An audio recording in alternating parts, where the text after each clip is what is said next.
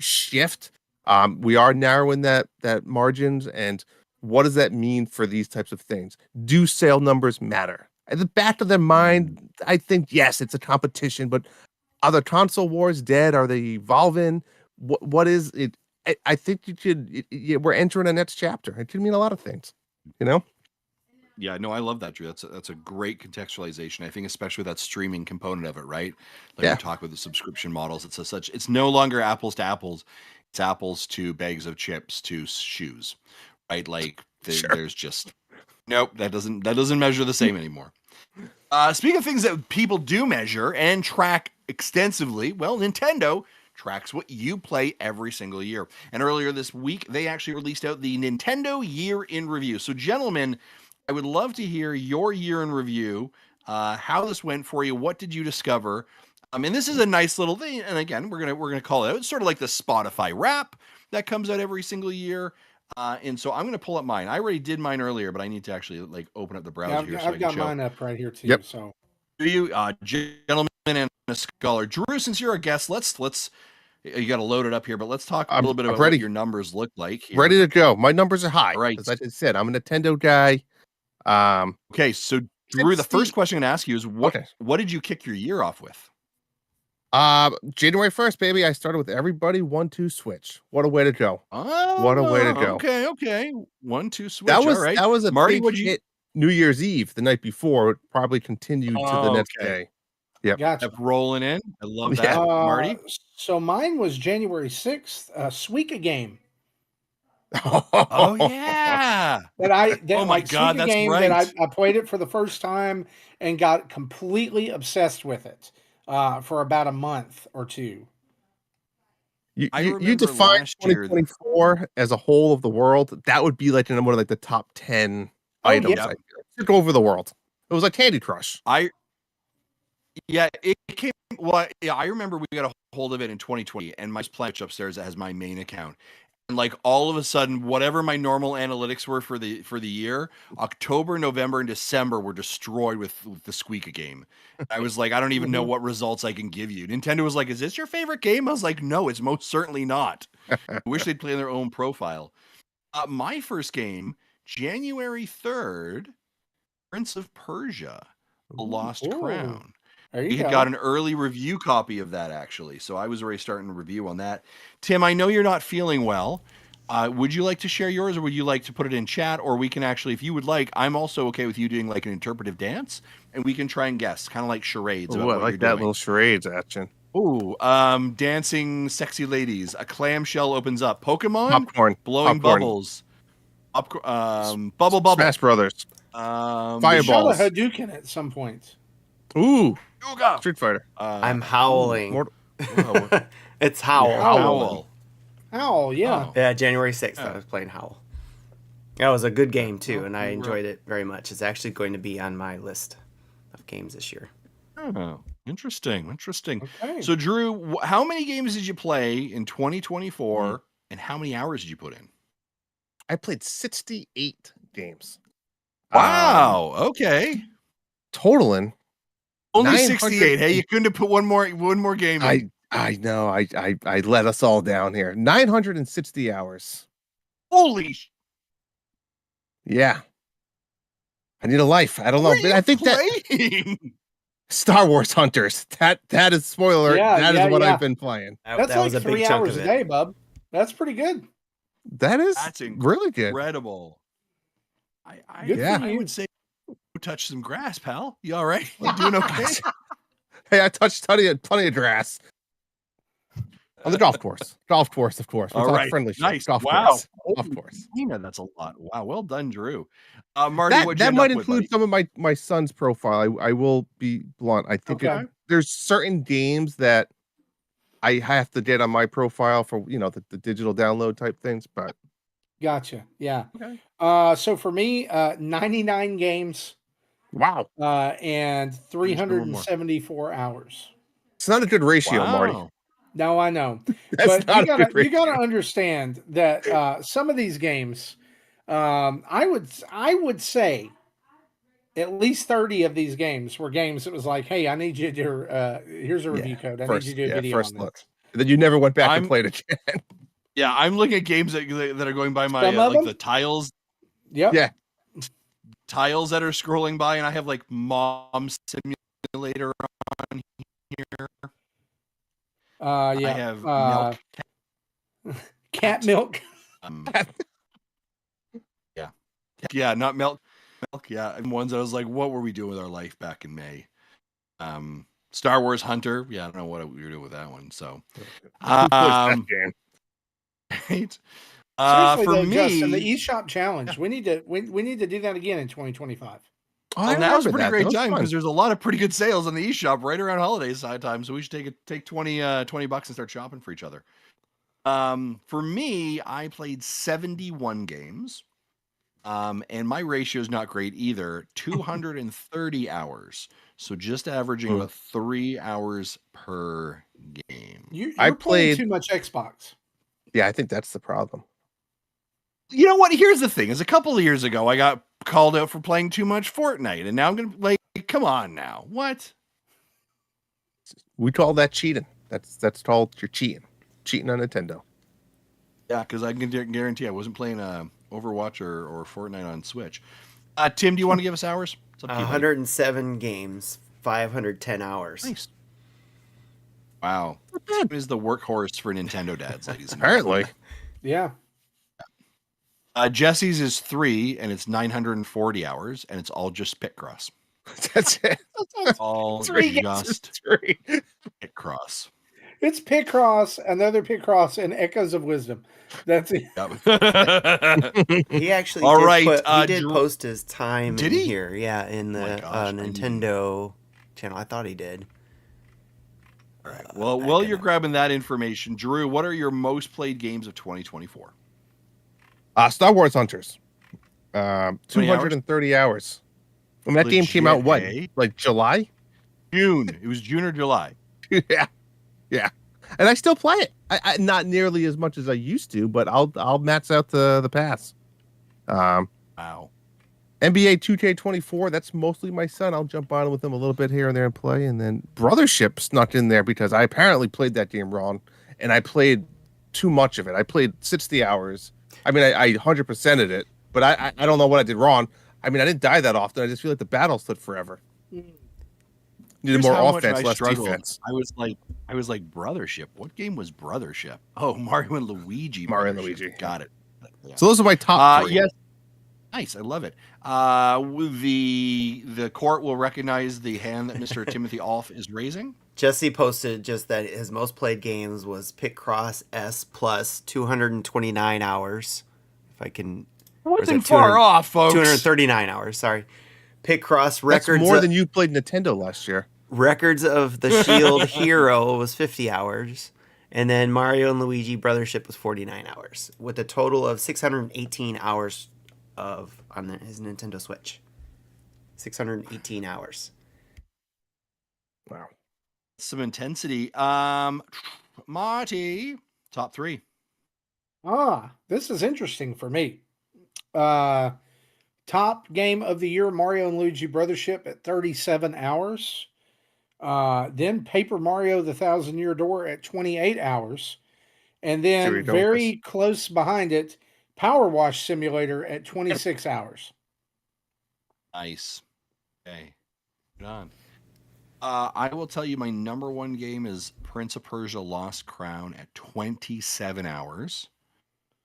Now, here's where things get a bit weird because, as I mentioned, it's not uncommon for like kids to come over to our house and just like play on the Switch. And I believe there is a high impact on number 2. Oh, he's setting himself up to cover himself here. I already see where this is going. My number 2 game is Fortnite with 26 hours. And I know that can't be right because I don't play Fortnite on my Switch. Not anymore. I just can't do it. I only play it on my Xbox. So that is definitely out there. And then my number 3 is Paper Mario and Thousand Year Door at 20 hours. I still have not finished that game yet. Oh, that's a shame. I just, you know what, Drew? It felt like work. Best games ever made. In my holidays, there are games that I want to go back and finish. It is on the list. It's on my stack, but I'm like, and I got 20 hours in. Like I've got 5 of the 7 crystals. If you can't beat that, don't even bother trying Brothership. That's all I'm gonna say. I'm actually liking Brothership more than I am Paper Mario or the Thousand Year Door. Really? That's a different conversation altogether. Okay. Timothy, what do you got there, bud? Balatro for 65 hours is my number one game. Okay. On the Switch. And then SteamWorld Heist 2 is 63 hours. And then Legend of Zelda Echoes of Wisdom was 45 hours. Very cool. And what was your most played month? Mine was June, and that's because of Star Wars Hunters. 115 hours. God, I need a life. March, 75 hours. That's the summer. I should be outside touching grass. I was going to say, you're telling me you're golfing. I don't believe you, Drew. I don't. It's a full-time job for the month of June. You're not getting paid for that at all. Could have been streaming for 140 hours. Maybe you could have made some money off of that. Marty, what do you got there, bud? October with 62 hours played. Okay. Tim? Yeah, that was March, 75 hours. Okay. I came in with January at 43. So, yeah, not much to do outside in Canada in January, I'm assuming.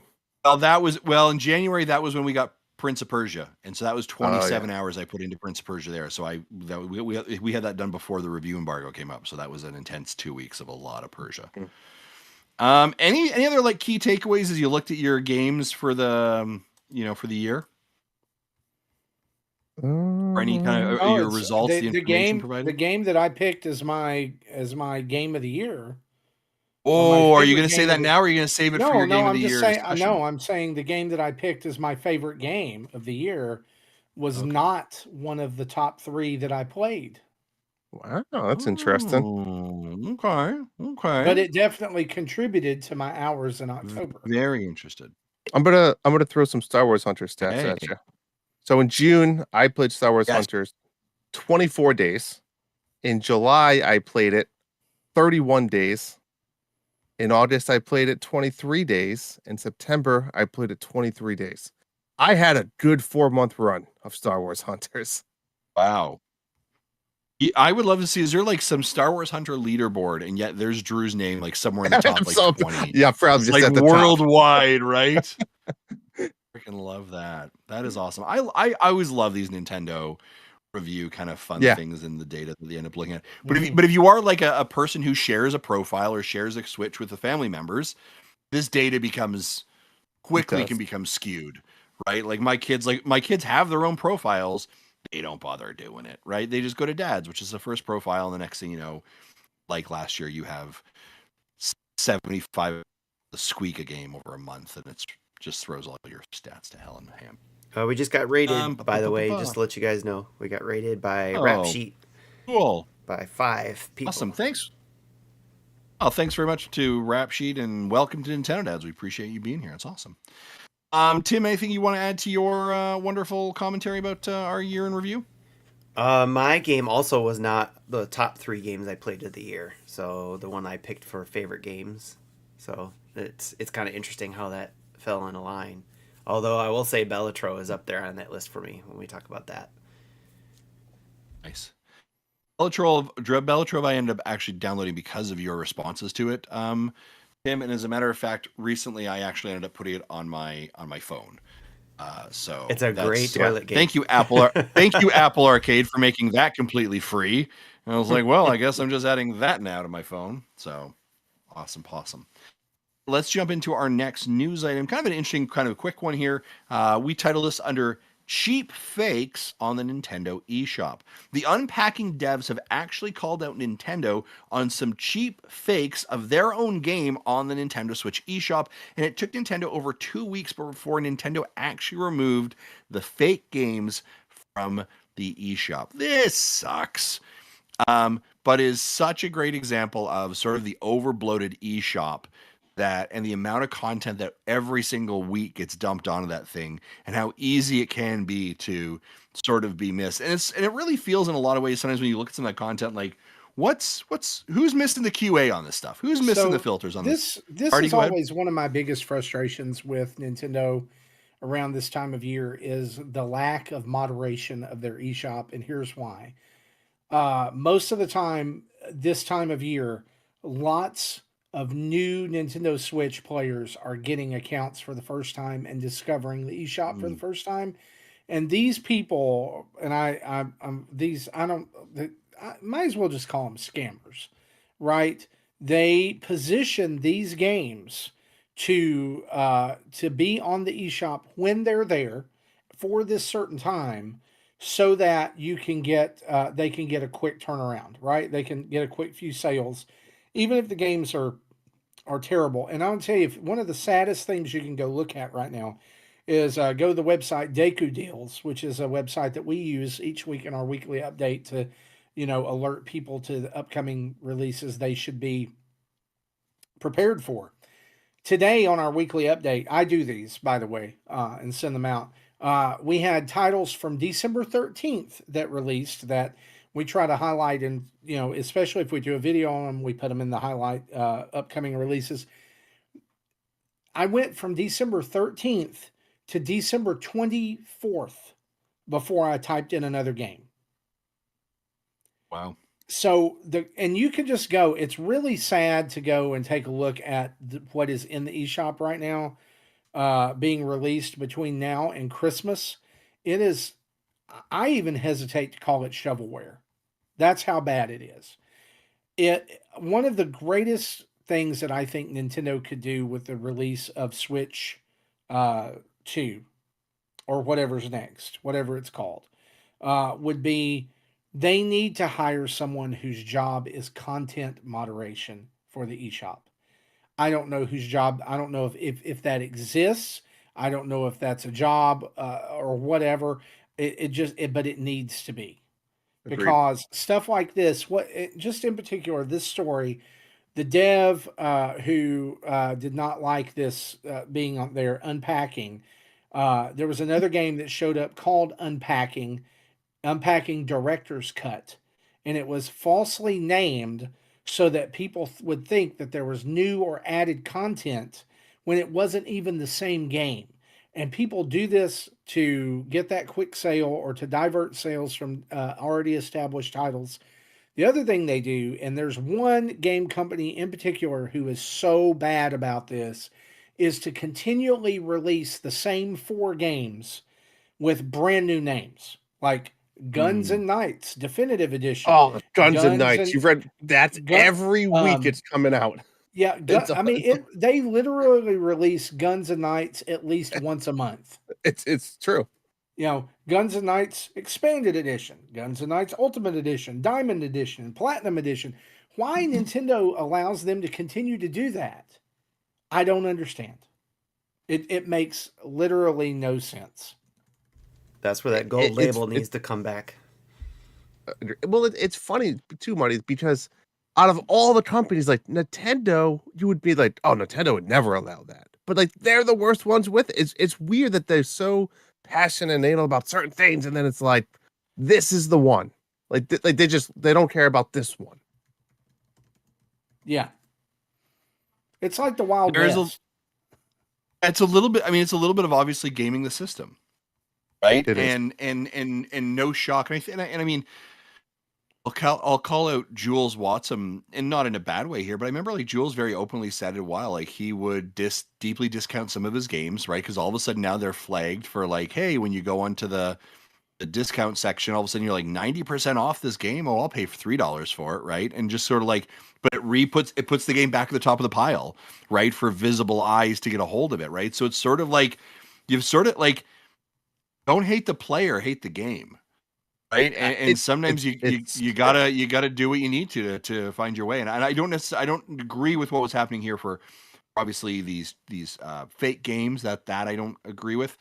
But like in relation to you as the marketer putting out your game, it's your job to do the best you can to make sure that it's hitting the eyes that it's hitting. And that market floods every single week with new content. So you need to figure out how do you resurface your stuff to make it relevant for people to potentially buy.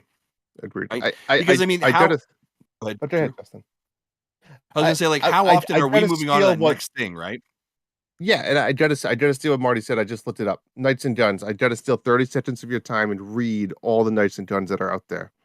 All right, so Knights and Guns, Trash Punk, and Knights and Guns Black Friday pack, Knights and Guns expansion pack 1, Knights and Guns expansion pack 2, Knights and Guns armor pack 1, Knights and Guns armor pack 2, Knights and Guns armor pack 3, Sharpshooter bundle sniper hunter scope, Knights and Guns expansion pack collection, Knights and Guns ultimate edition, Knights and Guns definite edition, Knights and Guns Game of the Year edition, Knights and Guns 5 in 1 DLC bundle, Knights and Guns Summer edition, Knights and Guns Special edition, Knights and Guns Meta edition, Knights and Guns Combo edition, Knights and Guns Grand edition, Knights and Guns Advanced edition, Knights and Guns Infinite edition.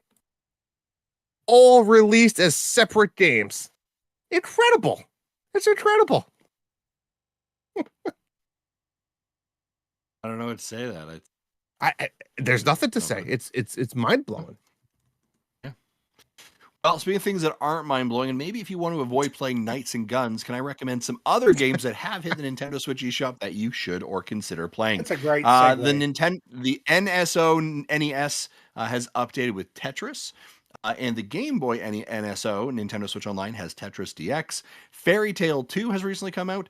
Chernobylite Complete Edition, which is like the real tough title to say there, is available now.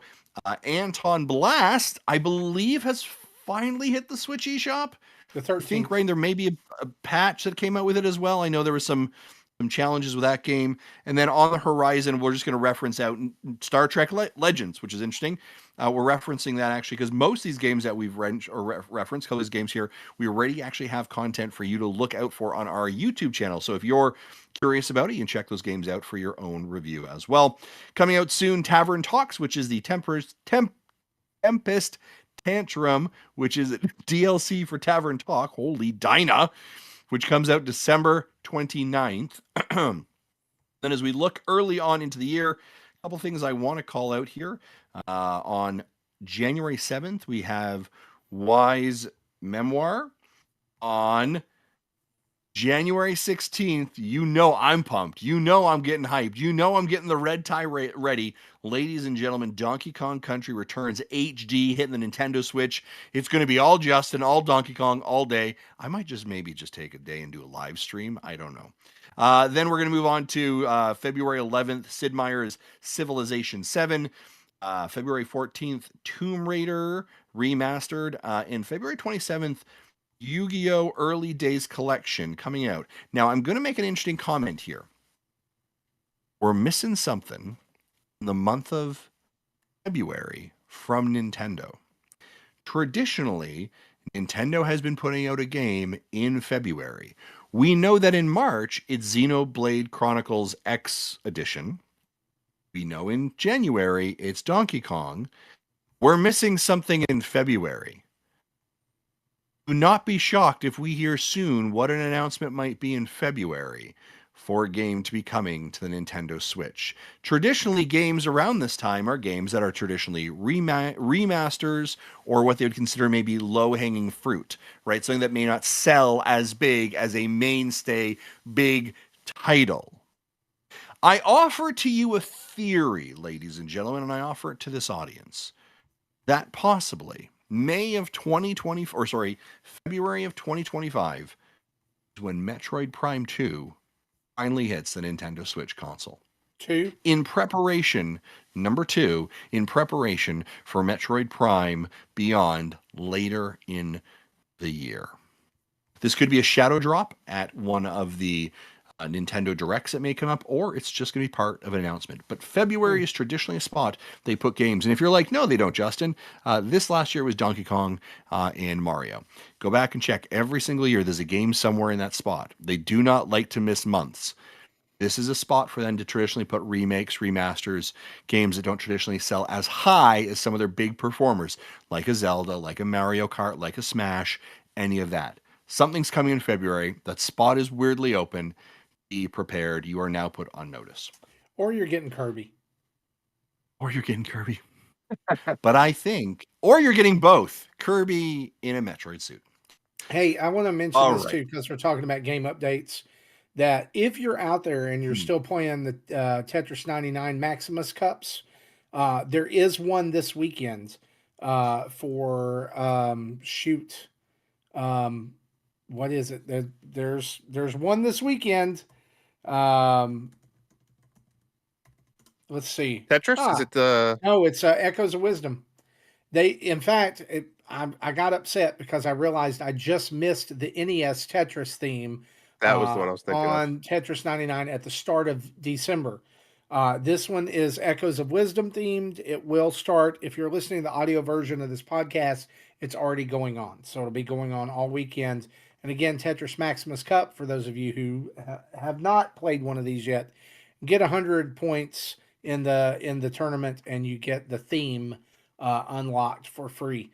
And so if you're like me and you hate missing themes, even if you don't like games, I'm not saying I don't like this game, but I just don't.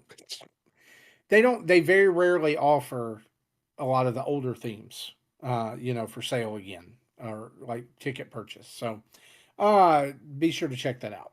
It's going on this weekend. I would also say, and I thought you were going somewhere else with this, Marty, as a friendly reminder, with the holidays around the corner, and potentially, Santa might be making their way to your Christmas tree, and perhaps a new console has been asked for by those young boys and girls. Sometimes Santa forgets to, when they buy a new console, to open the box and turn it on and do the system updates to ensure that when the time comes, all the boys and girls with all their new toys, their trinkets, their systems are ready to be played, because it is not uncommon that, unfortunately, as wonderful as folks are and how helpful Santa and his elves are, that sometimes the Grinches happen to find their way and have some outages on networks that your sons or daughters may drastically want to be gathering or using during that time. So I encourage you to think about how you might be effectively helping Santa to make sure you're ready for stuff. If at all this conversation has been encrypted and coded and you are confused, please email Marty Estes at nintendodads.com or DM him directly on Twitter, and he'll be happy to answer all your questions. Let's talk about our next item. Let's discuss. It's like a box of chocolates. You never know what you are going to get. All right, this time we always do a question of the week. This question of the week was: you are at the Nintendo Christmas party and you have received a gift from a random Nintendo character in the annual gift exchange. Who has given you your gift and what is it? Let's start off with Darth Platypus, who says, Wario gave me a Christmas tree made of garlic. I love that question or that answer. David says, Mario gave me a bomb because he thinks I am Mad Riz and I am the bomb diggity no cap yeet LOL. Thank you, David. Thank you so much for that. I can't believe those words actually came out of my mouth in that order. I'm glad they did. I still have no idea what you just said. I actually wrote that in for you to say it. Nonsense. Oh, lovely. I love it. Victorus GX says, Donkey Kong gave me bananas, which on their own are not one of my favorite fruits, but he also baked them into a fruit cake. It's the thought that counts, I guess. And our very own Mr. Timothy Alf says, Samus gave me one of her old suits. Now it's easier to get out. Now it's easier to get to the gutters and clean them with that spider ball. Zero suit, of course. I was Zero Suit. Yeah, I was going to say, I was almost assuming it was Samus gave me one of her suits, and now I'm selling it on eBay for a ridiculous amount of money to some people who want weird things like this, right?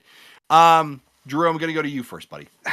You're at the party. What are you getting? What is it? How are you feeling about it? I'm going to say last Christmas, Peach gave me her heart. But I'm going to go Goomba because I love Goomba. And I feel like he's a prankster. So he gave me. You ever see those? You go to the dollar store, and you see those little fake turds. I feel like that's what Goomba would give me. That sounds appropriate. It sounds perfect. It just sounds like he just wanted you to think that you stepped on it and he's going to throw it on the floor in the party and have a good time with it. While Luigi's going to step on it, they just get pissed off and Love it. That's where I'm going. Love it. Love it. Yeah, great. Marty Estes, what are you getting and from who? I open up the gift bag and look down inside to find a bill for the Christmas party. And when I look up across the room in the shadowy corner, Tom Nook meets my eyes. I'll play. I'll play. That is awesome. I don't really know if I can beat that. All right. So I go to grab the Christmas bag and I open it up, and the green set of overalls. I look around, and lo and behold, there is a butt naked Luigi drunk off his ass. There it who is. Forgot, You beat me to it. who forgot that he was the Christmas he was the Christmas exchange, and that was all he had, and now he's being completely lewd and inappropriate to everybody. Yeah, that's exactly what's happening. He's definitely the drunk and he's only had like one bottle of something, and he is just we're having a conversation. HR, he's probably not coming to work tomorrow. There's definitely a sexual harassment suit that's going to be occurring somehow. Like it's not okay. Everybody's like trying to like corral him and like maybe put something on him, and he's just getting a little bit aggressive, actually, quite aggressive at times too. But, great question. Love that stuff, folks. All right, let's move on, shall we? That almost sounds like a scenario that you've lived through. I feel like you're right. That was very specific. Very specific. Don't get judgy, right? Like, listen. I'm not saying it's you. I'm just saying maybe you've been to a party and that's happened. Sure. In your vicinity. Yeah, not far off. Not far off. Ladies and gentlemen, let's head over and put our spotlight on Drew, because he's our fantastic guest. And so, Drew, we're gonna have some space to chat with you. Yeah. Love to know what you've been up to, what's gaming life been going on, what's you got a special now. Like, where do you want to go, Drew? Where do you want to spend? Let's do a little bit of all that. I'll sum it up. I won't keep you guys too long with it, but what I've been up to, I'm sure you guys can all relate to this. I feel like I'm entering the stage of my life where I'm just a parent Uber driver, right? My son has basketball 4 days a week, soccer once a week. My daughter's got piano, dance, gymnastics. It's like you live in the car and it's just you're on the go, and then you get the neighbor text message, hey, can you bring my kid home? You're like, well, I wasn't gonna stay, but I guess I am now. Like, it's just like that awkwardness, and I feel like that's what life is becoming, but that's okay because you love it, right? You love doing it for your kids, and it's a fun. You have like a bag of snacks that you're kind of hiding in the car as well, just for you. Maybe it's in the driver's side door. It's one of those things like right? You go to KFC, you get like a chicken sandwich, but then you come home, the wife's like, "What's for dinner?" But I don't know, I'm starving. You know, and it's like wiping mayo off your face, right? Because you don't want like, why did you bring me something? Yeah. Yeah, and you're like sadly eating that chicken sandwich in a parking lot all by yourself, shamefully, and then like but you're not parking too close to other cars who might see you also eating your sandwich. And like exactly, it's a sad state of like parenting of like this is what's going on right now. I feel a friend of mine and I developed a term for that. It's called secret eating. Yeah, it's true. True. You gotta do. It's just it's one of those things. It's like you just, and then you resort to like mobile gaming and crap on you. I hate like scrolling on my phone. I mean, we do it. I do it. We all do it, but I hate it. It's like I feel so just useless after. Like, what did I just waste 30 minutes of my life doing? Nothing. You know, my kids went into a shop today, and I was like, I'm not getting out. I'm not doing this with you. They're like, we're just going in to grab two things. I was like, then I'm going to stay in the car to keep it warm because it's cold right now. So I'm going to sit here. I watched 2 episodes of Secret Levels on Amazon Prime. Right? Like they're short little things. And I was like, you know what? There we go. I'm consuming some content. I don't feel as bad. That's not as bad. I agree. That's not as bad. That's a good idea. Yeah. It's not bad. Yeah, so one thing I do want to talk about, like I said, you guys all know me mostly from Dads at the Dart Show. But thank you again to say to you guys face to face. Now, you guys were great to John and I. You did a lot for us and help us. And we loved giving back to the community. And as I said in my farewell episode, you know, we both went separate paths, and it was it was a bittersweet moment, but we've moved on, and John's doing great things with his PlayStation stuff, and that's where his true passion lies, and I respect that, right?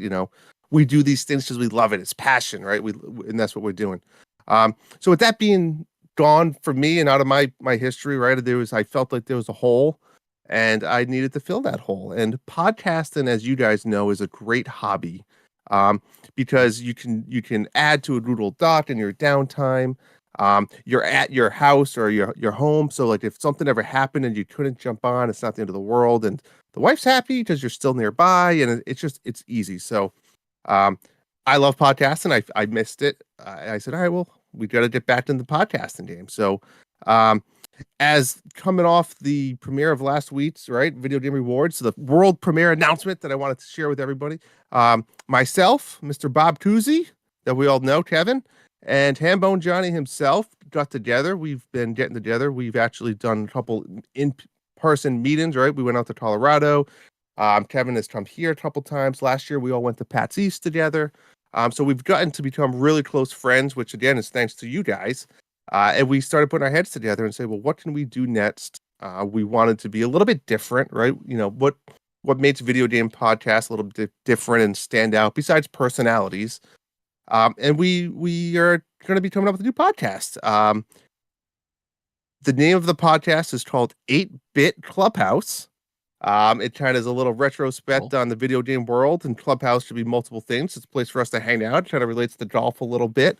And we all have that passion and love for each other.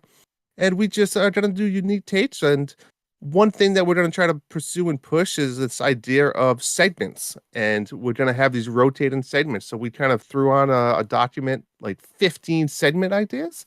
It could be 1 week we want to talk about, hot takes, or 1 week pop culture, or 1 week, hey, I went and saw a movie last night. I think the focus will always be video games, because that's where our passion lies. So that would be the first half of the episode. But we're going to have a little rotating segments on the second half of it. And we're real excited.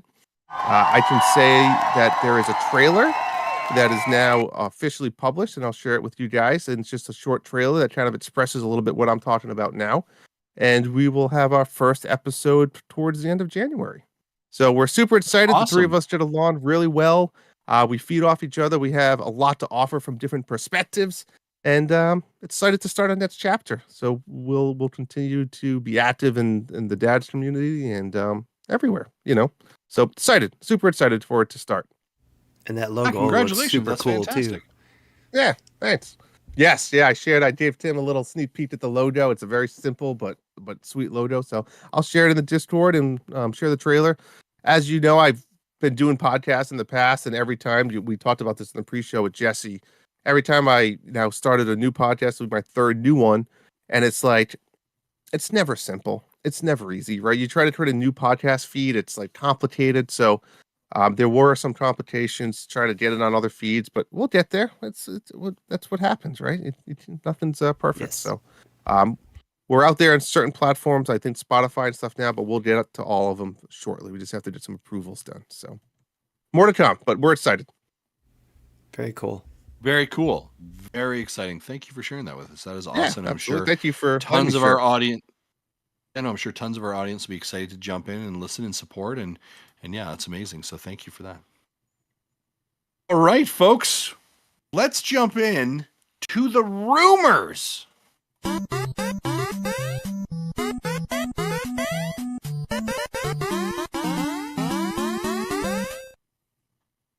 I'm cracking up because the sounds are not anything like what Jesse plays. No. For those of you that are like, I don't know, we're all going to listen to this in post and hear what it sounds, but like typically we hear in-ear sounds, right? So we know when to cue. And so right now what we are literally having is Tim, and he's just holding his fingers up, like letting us know when we're supposed to go and not to go. And it's one of the most funniest things to watch. Hey man, you boob! Gentlemen, sit. Everybody will hear that. You guys can play that here. Yeah. Sit back and get comfortable. And I don't know if, Tim, if you want to start, this is where you want to start sharing screenshots. I don't know if you want to start getting crazy with us. This last weekend that just passed, it is like the water dam of Nintendo Switch 2 leaks, went from there's a little bit of fire over there in the forest, but it's a bit of smoke. What's going on? To someone burning down the gosh darn forest. And that is where we now sit with Nintendo Switch 2 leaks. And I'll be very honest, I actually put a post out earlier this week, and I said, I'm gonna be really honest with you. Like I'm actually really kind of frustrated with if indeed these are true. And what it sounds like is we have an individual who actually got their hands on or has received a actual production unit. These aren't caps, these aren't designs, these aren't dimensions, these are an actual, they have a production unit, and they just started sharing photos, information as much as they could as well. It was started on Reddit, and then it was circulated, and a ton of Nintendo pundits picked it up over the weekend and just became a farm of content and information that came curating out. And I'll sit back and just like sit here, and I sat with this for a while about like, do we cover it? Do we as Nintendo dads like make a video and like, here, we're going to cover all the leaks that came out of it? And yes, that would garner a lot of eyes and attention, probably, and all those things. And I struggled with it, ultimately made the decision not to. And the reason is, and I'll be honest with you, I was super frustrated because, and listen, it's the internet. We don't know whether they're true. A lot of collaborating evidence and information and supporting evidence indicates it likely is true for what we're seeing. Like, new consoles don't come around very often, right? The Nintendo hype, the excitement that we're all having doesn't come around very often. And this genuinely feels like someone went downstairs, opened up a Christmas present, shared it and said, I know exactly what you're getting. It's this, you're going to like it. I'm going to put it back into the box, but I might actually even open up and build that Lego set for you. Look, it's Lego. You still got it, but it's built for you. I'm frustrated because I want Nintendo to own the message. I want them to be the Nintendo magic that they sprinkle out for it. Do you know what I mean? I don't know if this makes any sense, but I became really annoyed over the weekend.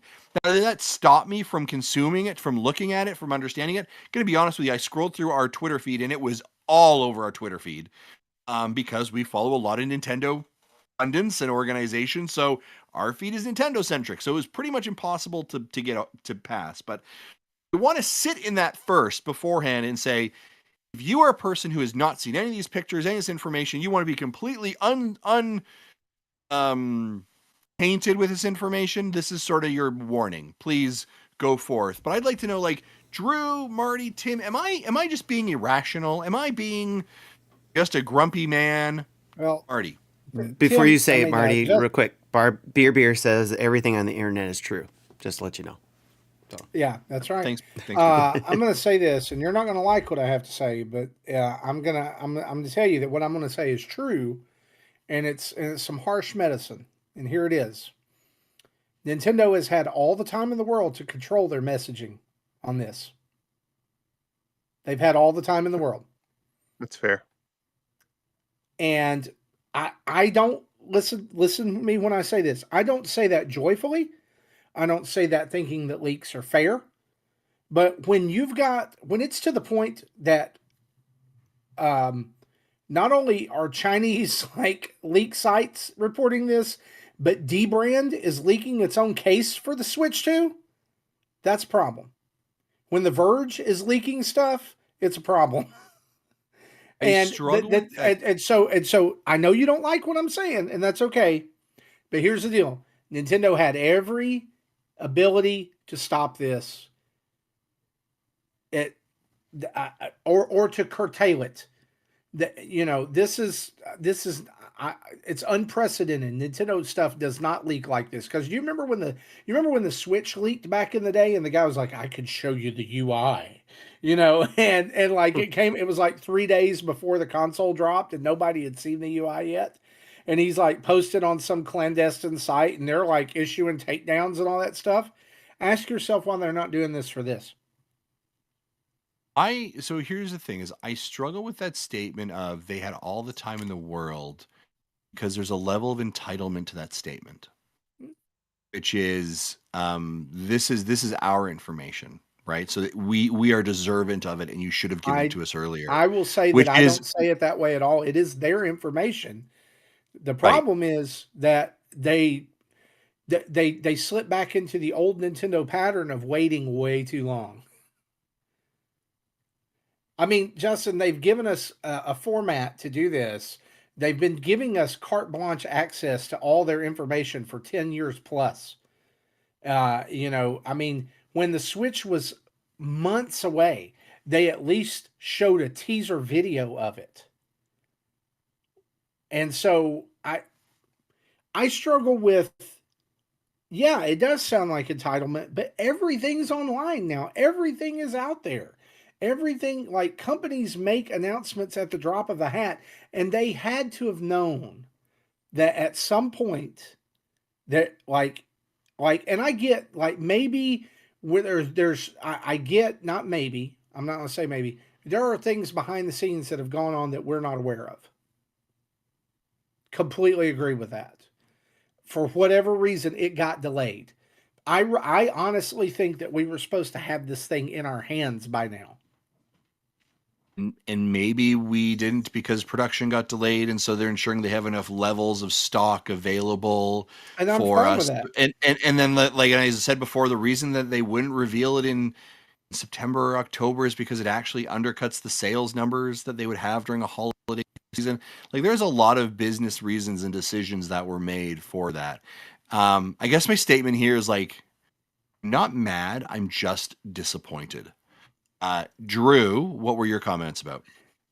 Yeah, I got a few. I see both sides of your fence to I guess to play the fair game. But from my point of view, right, we all kind of know or knew, and it's a Switch 2, right?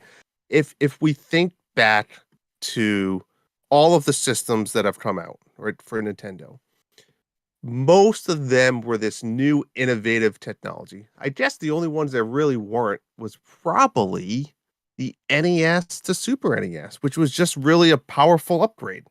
I mean, I get it, 8-bit to 16-bit's a big deal, but it's really just a powerful upgrade, right? After that, it was some type of mimic or something big, right? I mean, even when you start getting into the Wii and even the Wii U, sure, people can say it sucked, but it still had a gamepad or something different. So for me, though we all kind of anticipated another version of the Switch, I was almost like disappointed or sad, right? Because like, oh, it's just the Switch, but 2. You know, like in the back of your mind, you like, they're doing something crazy that people are going to say, why are you doing that? But then we're going to love it because that's what we love and that's what we do. So in a weird way, it's like a little bit disappointing. But for me, it's not as big of a spoiler because I think what's going to make the Switch 2 so different than Switch 1 is not just maybe the graphics and the upgrades like that. I think that's coming, right? How far they go is we don't know. But I think Marty said it earlier too. Like it's the interface. It's what are they going to do? Because Nintendo's always had a pretty simple interface, right? What's the connection with friends? What's the achievements? What's the online shop going to look like? Is the NSO changing? Like what's that stuff? And I get that could happen with anything, but like, I think that's what's going to make people like us, diehard Nintendo fans, interested in, because that's the stuff we nitpick, right?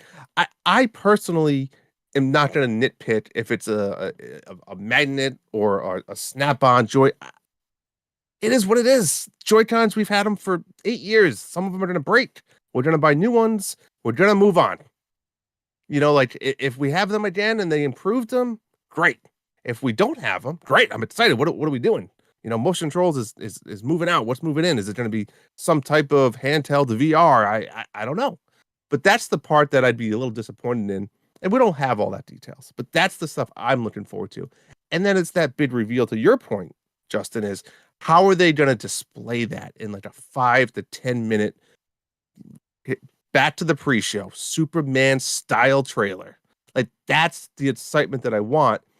But it's not just the excitement. It's what is in that. Like what is the new features that we don't know about? Because if they just come out and say, here's the Switch 2, we upgraded the Joy-Cons, we got more, processing, better graphics, better screen, we'll all be happy. But it's not the Nintendo that we know and that we've loved. So I'm on the fence about it. I don't know. Regardless, we're gonna all buy it. We're all gonna play the shit. Oh, play the crap out of it, and we're gonna be happy. We're gonna be happy. So, yeah, bits feelings for sure. Yeah, and I think my argument about like when I saw it, I wasn't surprised. Like I was like, this is kind of what I think we've all been thinking it would probably be.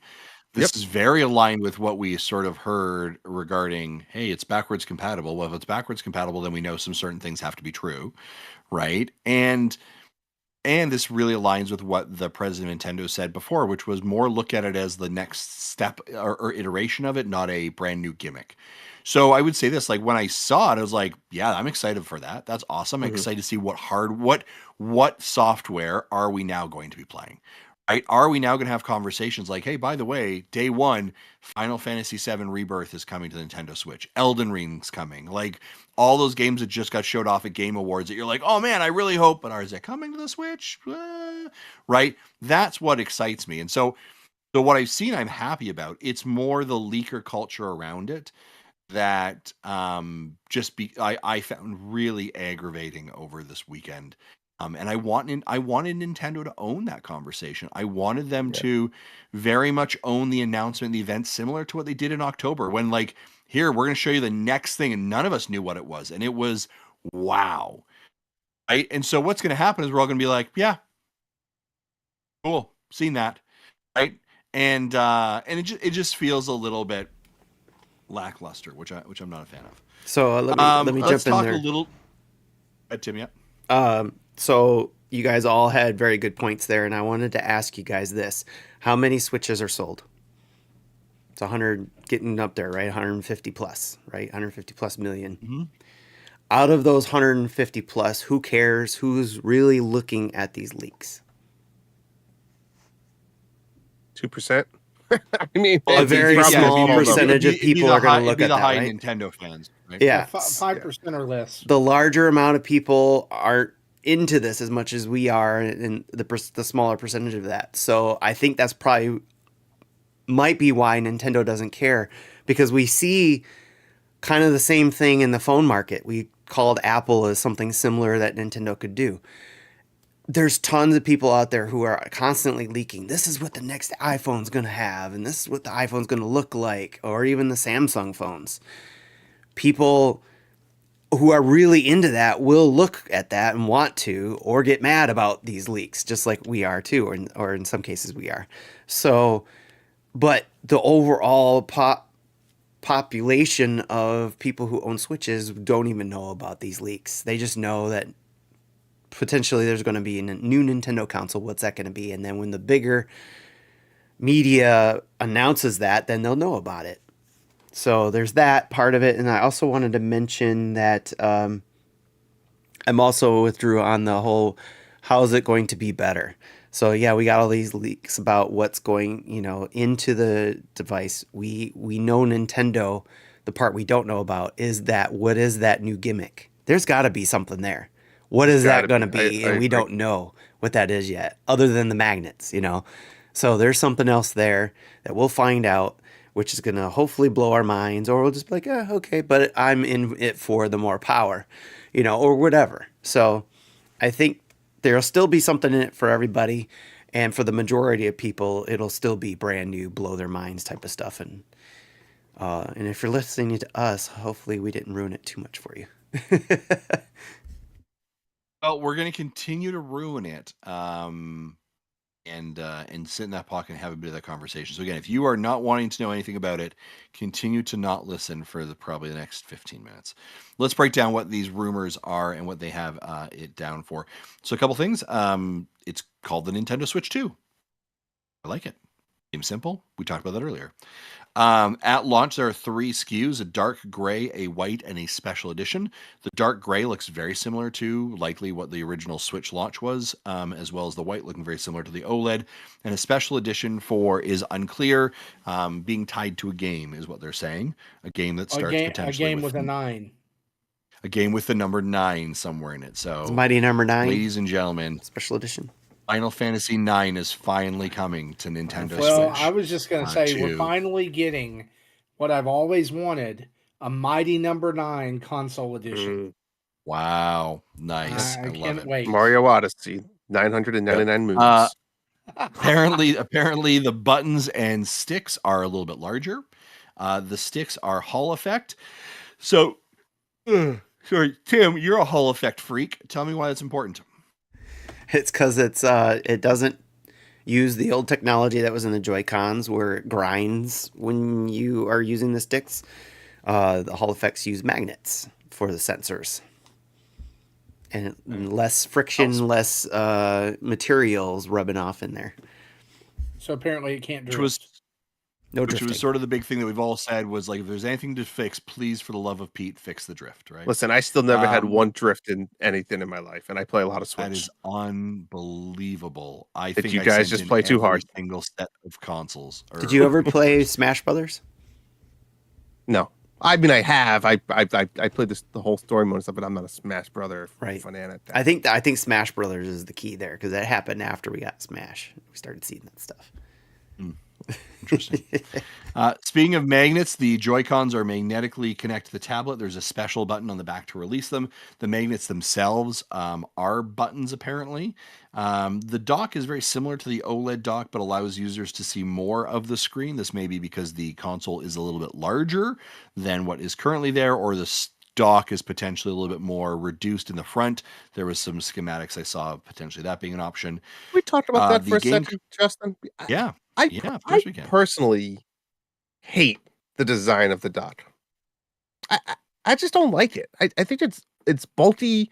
I hate the fact that I have to slide a screen, an OLED screen, in and out of a plastic. I mean, I even have the little switch sock that goes. I don't like it. Like, I think that's an easy redesign, personally. I mean, you think back to the Wii U. You have no front. Well, think about the Wii U. The Wii U just had like a little, it just sat on it. You saw the screen. I don't know. That's a good point.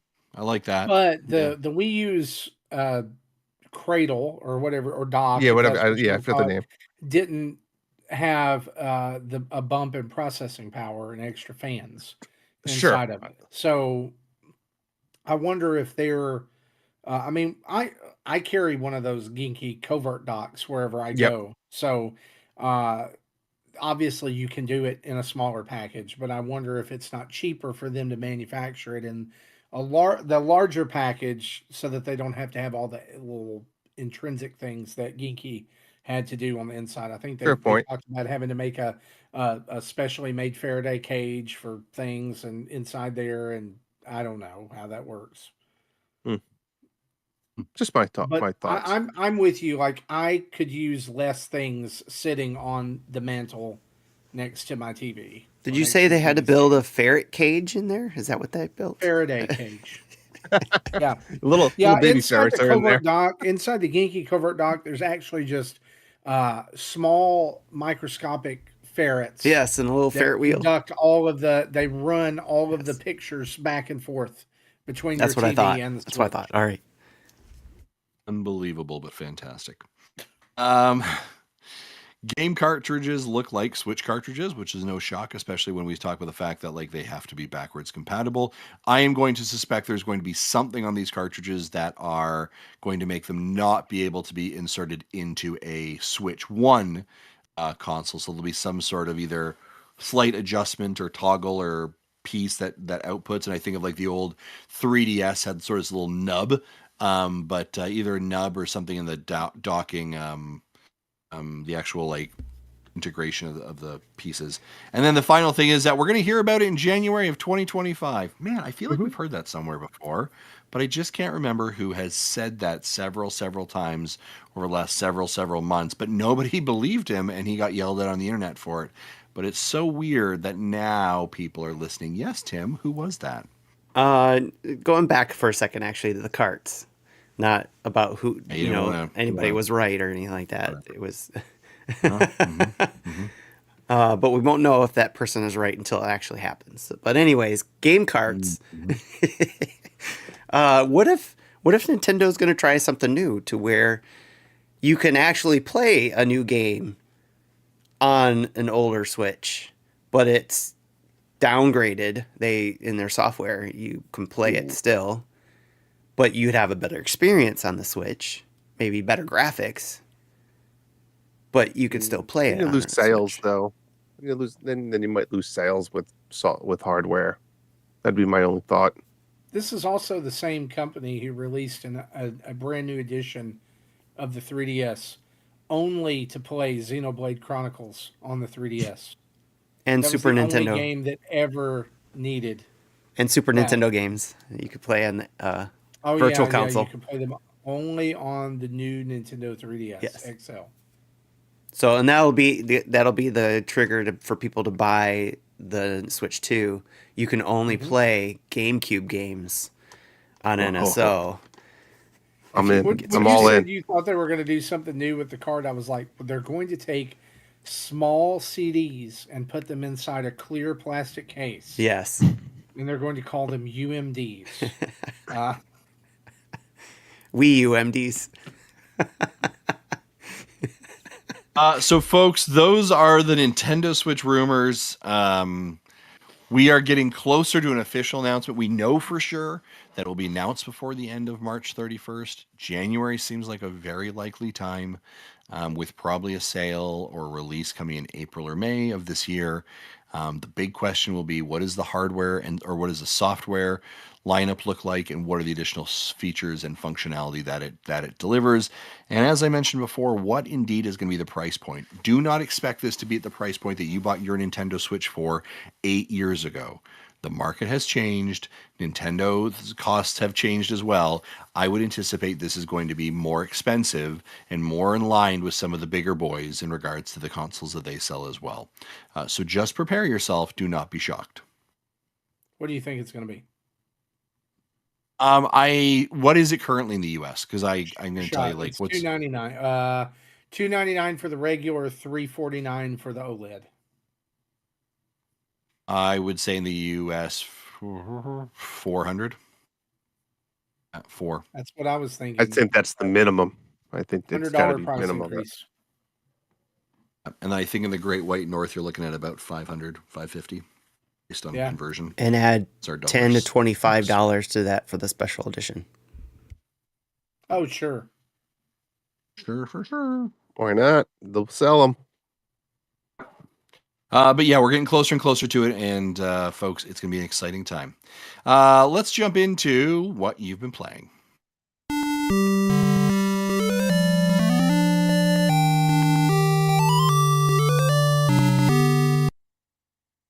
Drew, you're our guest. What have you been playing, buddy? All right. Well, I've been playing a lot. I've been playing Star Wars Hunters. I don't have to talk about that. We already did. I'll just gonna say I've been playing Mario Party Jamboree because it is the best. It's just a great game. If you don't have it, it's actually there's a big shortage if you guys didn't hear. It's hard to buy in a lot of places in store, physical edition. Really? My nephew wanted it, and I waited kind of last minute, maybe a week ago. Sold out at Best Buy, Target, Walmart, in store. I ended up getting it from Best Buy online, but I could not get a physical copy in a store. Just a fantastic game. The other day, I was just bored. Just me and my son home. I just said, I'm just gonna play a 25 turn of Mario Party by myself against three CPUs players, and I did on Master. I dominated. Anyways, Brothership wrapped up 100% of it. I mentioned that earlier. Tim, I see on your list that I gave a go, Legacy of Kain Soul Reaver 1 and 2 Remastered. The reason I purchased this game was because it wasn't cheap. I thought it would be a little bit cheaper. I thought it was like $30. I love the series Darksiders, if you've ever heard of them. Absolutely one of my sleeper favorite. It's a great games. game. Yeah, it is great. They're all awesome. I played them all. They're all on the Switch. There's even one called Darksiders. Is it Genesis? Legacy? Genesis, yes, which is like an old school Gauntlet Legend style game, and it's fantastic. Kind of like a Hades. Anyways, I played this game. I played the first one for about an hour. I don't know how much you get to play of it, Tim. It just feels old, unfortunately.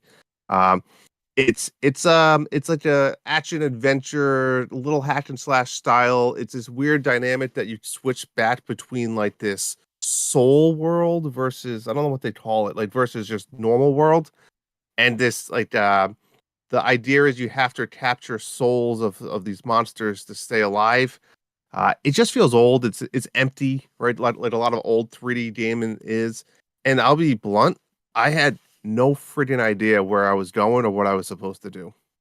It I gave it an hour. I was like, I'm done.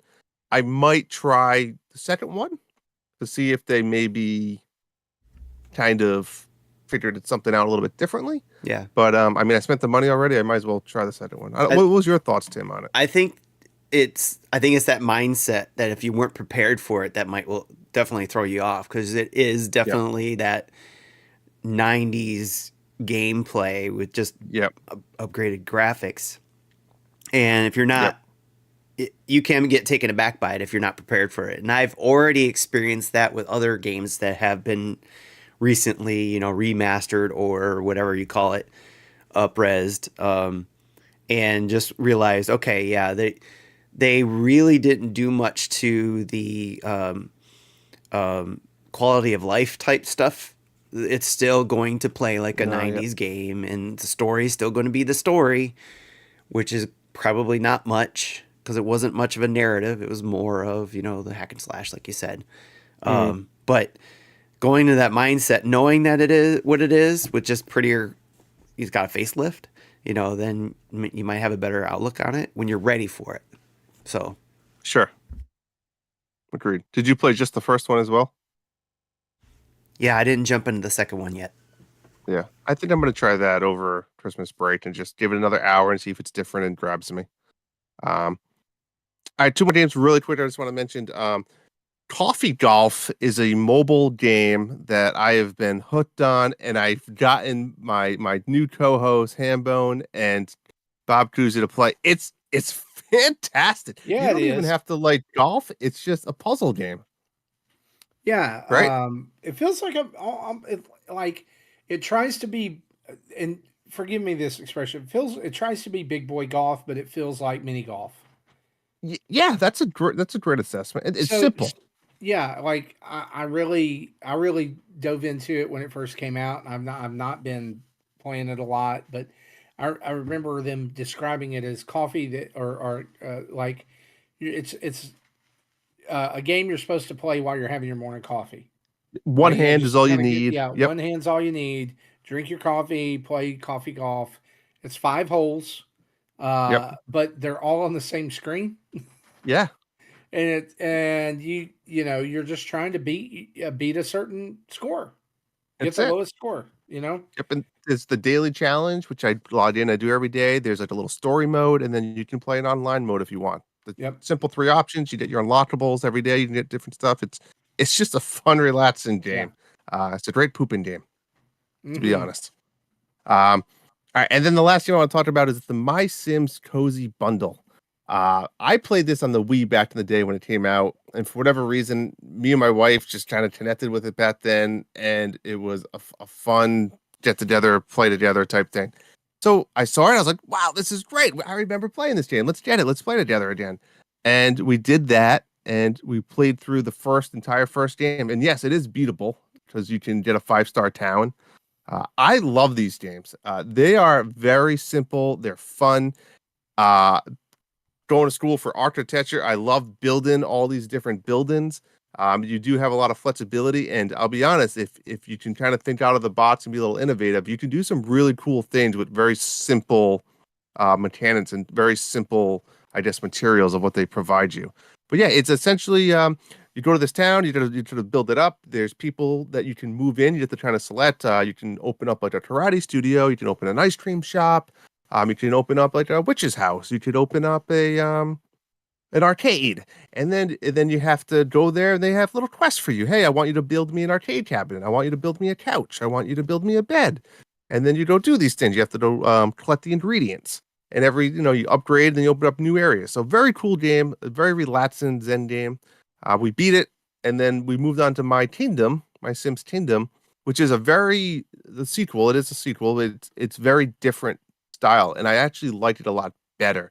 It's much more, believe it or not, reminds me of Brothership because there's different islands, and each island is a theme, and then you go to that island, and you made it to a desert island, or western, and then you have all these little quests, and you're fishing, and you're doing stuff to. It's more quest related and driven that way per island, and then you can move on to the next island and build them the stuff. So, and a lot of new mechanics are introduced, a lot more customization with the different building types. But it's very relaxing. If you like someone like you, Tim, who loved Animal Crossing, it's different, but it's similar, and they're fun. They're fun, unique games. I think it was $40, I want to say, for the bundle, which you get 2 full games, and I think the first game was like 25 hours. Now, are you guys just handing the controller back and forth type thing, playing? Or? Yeah, we'll do different things. Yep, yeah. It shows like you do the quest or something. If you have to build a building, hand the controller back to me. I'll build the building, or I'll build some furniture. It's just a fun game, relaxing. That's it for me, though. Great, awesome, Marty. Why don't we throw it to you? What have you been playing? So yeah, I've been playing quite a bit since I've been on the show. While I was in New York at the start of November, I picked up Brothership and finished it about a month later, toward the end of November, 1st of December. Put about that was my number one played game of the year. Put 37 hours into it. I did not finish it 100%, mainly because one of the things that Drew's mentioned was, to me, one of the cons of this game is that some of the fights get so drawn out. Oh It's my like, gosh. holy cow. And I was trying to describe it to my son because he's playing through the game too. And I was like, I loved about 85% of the game, but there's 15% of it that I just absolutely hated. And one of which is the final boss fight. It's just ridiculously stupid. There's a point in the game where they introduce an entirely brand new mechanic for completing that boss fight. And Oh yeah. if you don't do it exactly right, you have to go back to the first phase of the boss fight again, which is ridiculously long. And it feels like it's there to drain you and your resources needlessly. And when that boss was dead, I was like, that's it. I'm done. I don't want to do any more of the quests. I don't want to go beat the Gloam bosses the second round, whatever. Yep. I'm done. Those battles stunk, by the way. But the problem that I found with this is the same problem that a lot of Paper Mario games have, and it's at the end of the game, or like 75% done, all the enemies get this like status change, and now all of a sudden every fight is an absolute chore. And you never feel like you're powerful. You never feel like you can, like I can play a Final Fantasy game and level up to level 80, level 85, level 90, and most of the enemies in the game you're taking out like nothing. Not Mario and Luigi games. No. It's like hey, I know that you're level 45 and we're 5 minutes from the end of the game, but this one little enemy could potentially end your life, end the whole thing. Yep. And it's a Goomba. But he's rainbow, or he's gloamed, or he's this or that. But overall, I did. I mean, again, 85%, the majority of the game, I loved. I thought it was really good. The story, in particular, was really good. The focus on connection and the way they drew that out at the end of the game is really good. So that's finished. I probably won't go back to that one, but I'm glad I played it. I had put in here originally that I had finished Power Wash Simulator, the main game of it, but I have not. I found that there's more to the main game. I am on about 90% done with the next to last job. And I love this game, and y'all know I've talked about it a lot. It's like my Zen game. I love to just go in there and zone out and do a job or whatever. But I love that at the end of it, they've tried to throw this like mystical story into it, which is really kind of funny. And so I also discovered that they've been doing seasonal content for it that I was not aware of. So they have like seasonal Christmas content, holiday content from 23 and 24.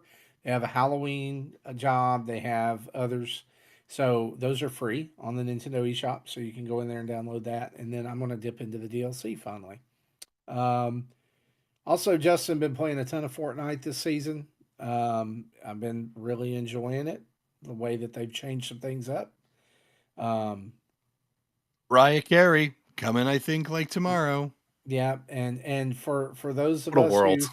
who speak for those of us who speak Gen Alpha, Skibbity Toilet is in Fortnite right now.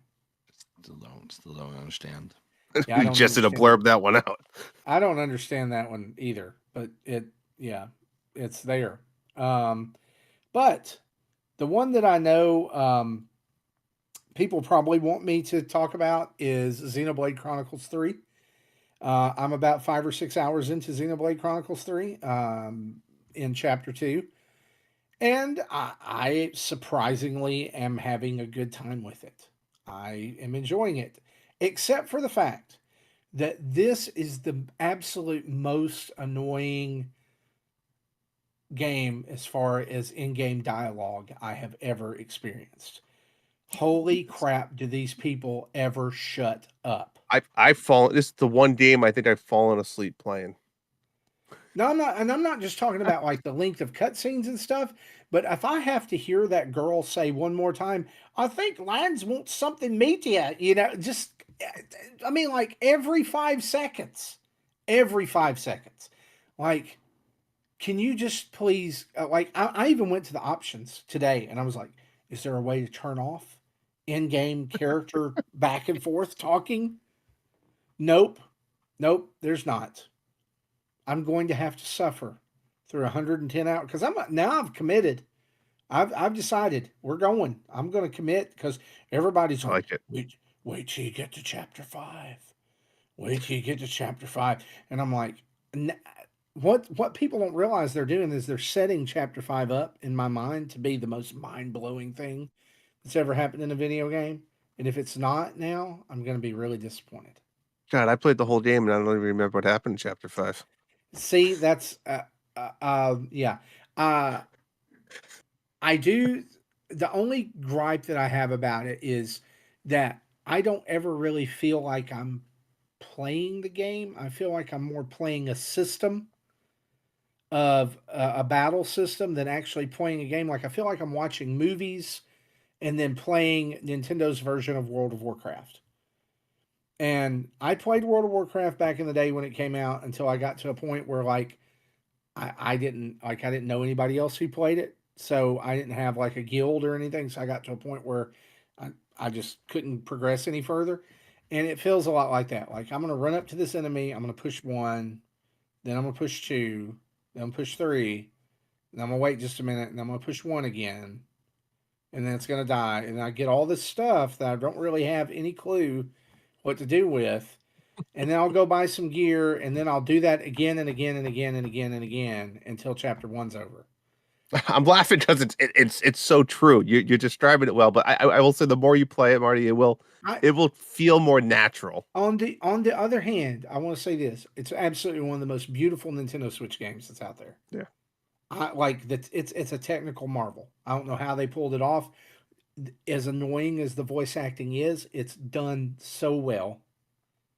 And the glimpse of the story that I've gotten is intriguing. It makes me want to stick with it. So I'm going to, despite downloading Dragon Quest 3 HD 2D, which I want to jump into, I'm making myself finish Xenoblade first, or at least try to finish it.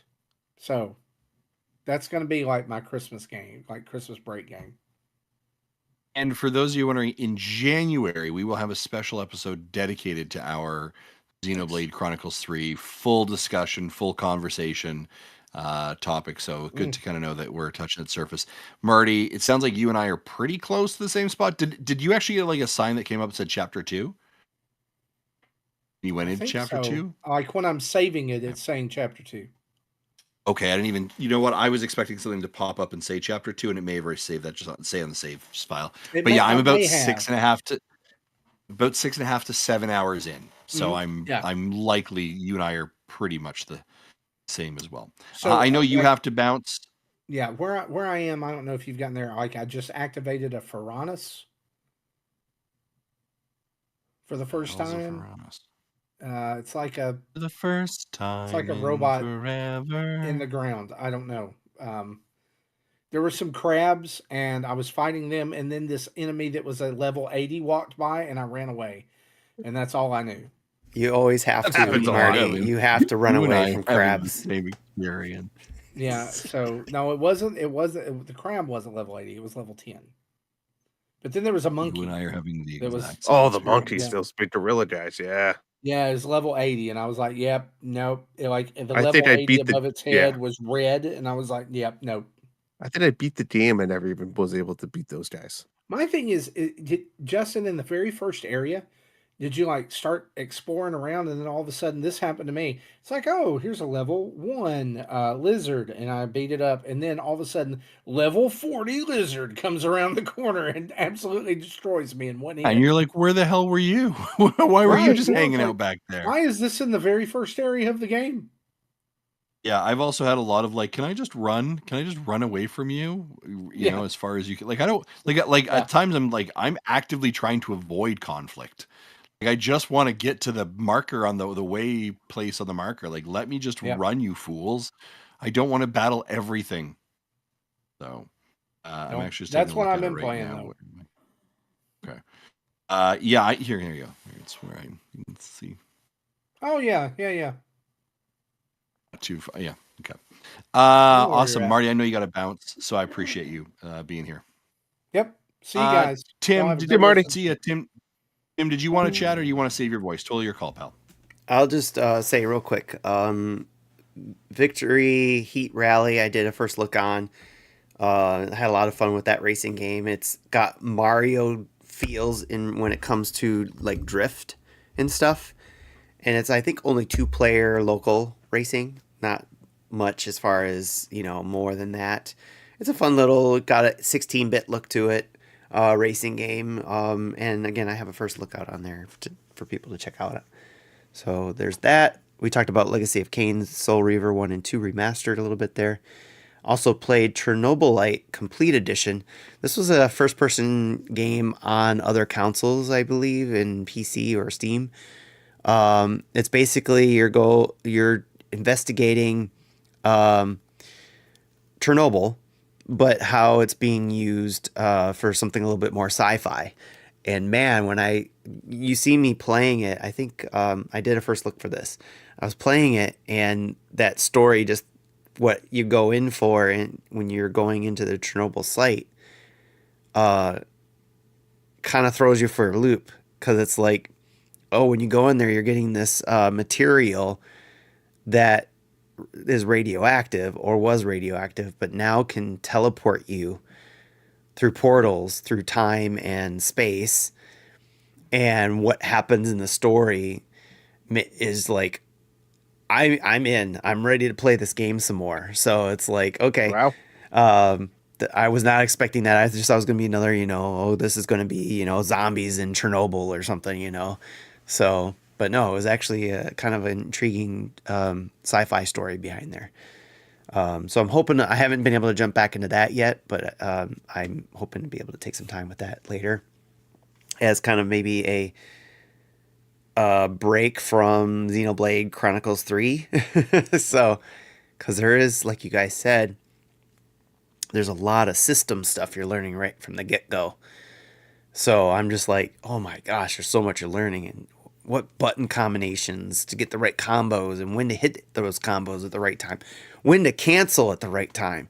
And I was like, what do you mean cancel? What the heck is so yeah, but with all that being said, that story is also intriguing just because it's a different twist on the RPG field, I guess, if you will, or JRPG area, where it's like, at least for me, I don't play these type of games all the time. So for me, it's like, okay, you're going in and the guy you're playing plays a flute to help carry the souls up from after dying or whatever, so they ascend because they only live for 10 years or something like that.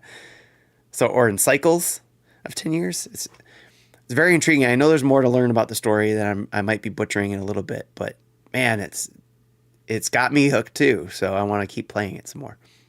I'm about 5 hours in, so I don't think I'm about as far as you guys are. But that's what I've been playing. Very cool. Awesome. I will run through mine very quickly. Xenoblade Chronicles 3, we've already talked a little bit about that. As we are now coming to the end of the year, I am starting to consider my game of the year conversation, my top 10 games. So I'm going back. I made a list of games that I played in 2024, and I'm starting to go back and playing them to start to figure out where do they slot in this list so we can have a cognitive conversation about that in January. So a couple games that I have gone back to spend some more time in. Nine Souls, which came out in late November. Check out Nine Souls. I've talked about it before. Nine Souls is amazing. Tim, you need to look at Nine Souls. If you haven't, look at it. This is a Tim game. I think I looked at it. Cool. Yeah. When you had me do the thumbnail, I was like, this sounds interesting. Yeah, highly recommend Nine Souls. I've been having a ton of fun with it. It is a game that is brutal also at times. It is the sort of game that, like, after you've died several times and you finally kill that boss, you give a big, yeah, F you, like, just kind of like, you're pumped, jacked. You're like, I finally did it, you SOBs, kind of moment. And so very, very good. Went back to play Animal Well. Animal Well came out in middle of this year and sort of like came and gone off the radar as well. Metroidvania-esque game. Lots of really interesting stuff going on in Animal Well. Originally, when I first started playing, I wasn't super caught into it. I spent about 45 minutes with it later this week. Just like every scene, every frame, there's something going on that doesn't necessarily seem to be what you think it is. And it's really fascinating, the puzzling around it. So very cool there. And then I actually jumped back into Prince of Persia to play the DLC that came out in September. And man, that Prince of Persia game is so good. If you did not play Prince of Persia Lost Crown, and you're like, I don't like it's on sale. It's a deep cut. Like, I think it's 70% off. Go pick it up. It is well worth the $20, $25 that you may pay for it now on sale. I will reassure you, if you are listening to Nintendo or video game content, this Prince of Persia game is going to be frequently talked about in various people's locations on top 10 places in their 2024 games that they have played. It will definitely show up. So if you're a person who's thinking about it, pick it up. It is well worth it. Some amazing stuff that happens. Or like you talked about at the earlier in the show about getting the console ready, by uploading or updating it, make sure it's ready. Purchase a game on the eShop. This game right here for that person who's getting this console. This definitely be a good one, especially if they like Metroidvania type games. Yeah. All right, folks, that is what we have been playing. Should we jump into our questions from the community? Absolutely. Here we go.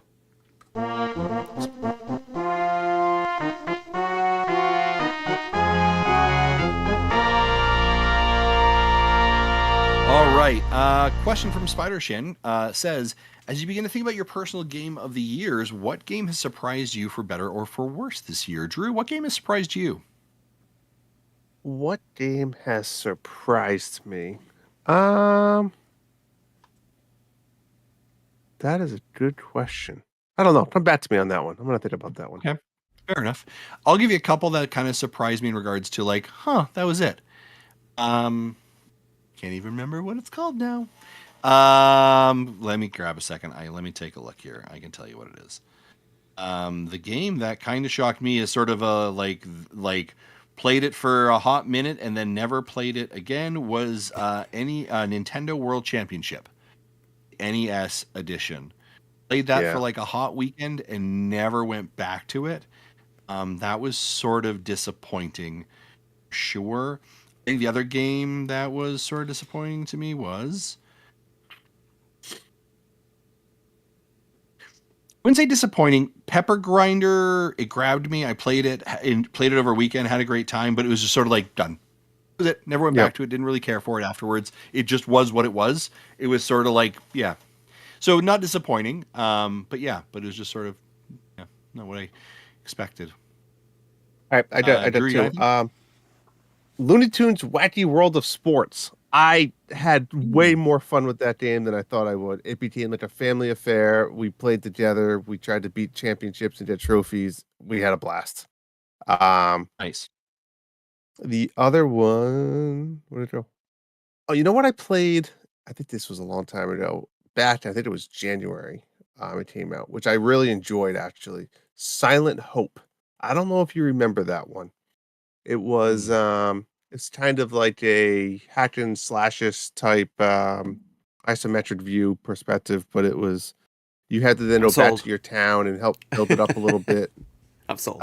It was fun. It was a good game. It was better than I expected. But those are two that I don't know if it's game top 10 but material, but and then I'll say the last one was which we haven't talked about was Epic Mickey Rebrushed. I thought I played that game. There's no way I played the whole thing. Another game I played through the entire thing. I found myself wanting to collect everything. It was a really good port. It was a lot of fun. Nice. Game that I was surprised by, getting off of Tim's recommendation, was Balatro. I was really surprised. I'm not a typical card game person, but that one just grabbed me. I was really surprised by that one. Tim, what do you got? I don't remember what I said last time when Jesse and I did this question. I'm sorry. Then we can leave. It's okay. Yeah, go ahead. No. Yeah, sorry. If you answer this, I'm sorry. I apologize. I missed that. I'm sorry. No, it's okay. Yeah, it was Jesse and I answered it, but I don't remember what I said. So I'm just I'll come up with something new. When I look at my list, because I'm already working on my list, the thing that surprised me, I think would have been, maybe I said this, maybe I didn't, was Tavern Talk. Because that game was like, I was expecting, I think it was just a code or something we got. Those are the type of games that surprised me. Is like I wasn't really looking for it. We got a code for it. I played it, and I actually went and beat the game because it was just the premise of it being the bartender. You're making drinks for, especially if you play D&D, you're making drinks for people going on a quest essentially, and you're trying to help them with your drinks to get through that quest, and they come back and pay you back by telling you how their quest went. And then that story builds into an overarching story, and it was great. And that's why I'm excited for that DLC announcement, too. It was like, yes, 3 more hours of the game. So, yeah, I was surprised by that game. Very cool. Nert asks, did any game you ever played inspired you by something in the game to pick up a new hobby, a sport, or try out a profession you hadn't before? Jesse's response was because of Persona 4, he learned how to make Japanese beef rice bowls. It was something he always worked on. It was also worked the other way around. There are a few electronic games that I've played because of my interest in electronics as a hobby that I would not have otherwise played. So, ever been inspired by anything in a game to change or pick up as a hobby or sport or profession? Not that I can think of, to be honest. Games made me do this. So... Yeah, right. I guess there's a great example. Yeah, video games made us become podcasters as a hobby. Good point. So pundits, that's a great point, Tim. That feels like the checkmate card. Whoop, there we go. Or peace. We're done there, right? So every once in a while, I sort of get inspired of like, what would it look like to actually build a game, right? Like that would be cool, and how would you do that? And yeah. So I think also video games very much got me interested playing video games got me very interested in the business of video games, which sort of then became the research that I like to do, and like the reading through books and the history of it. And like, so that definitely, like I would say like every year I read a couple of video game books.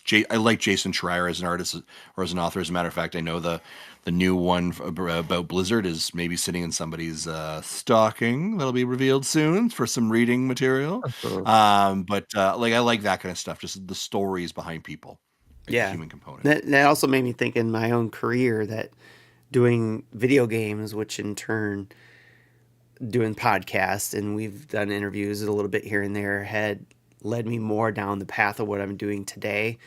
I mean, I have had more so my job getting into doing Scrum Master, project lead type stuff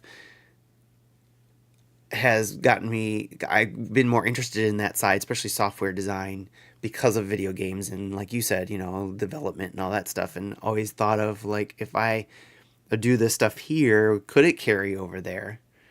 So it's a lot of that stuff touches on each other. Yeah, actually, that's a really good connection too. A couple of years ago, I'm doing the podcast here. I did a podcast for my office, right, or for my organization, and so it's sort of like, hey, I have this skill that I've developed here because of video games that has allowed me to now transfer it over into this space. Obviously, the topic wasn't video game related; it was on mental health, but like being able to hold a conversation, have a podcast, have the right equipment, have the engagement, the producing components of it, all of that sort of became relevant from it too. So that was very cool. Did you come up with anything, Drew?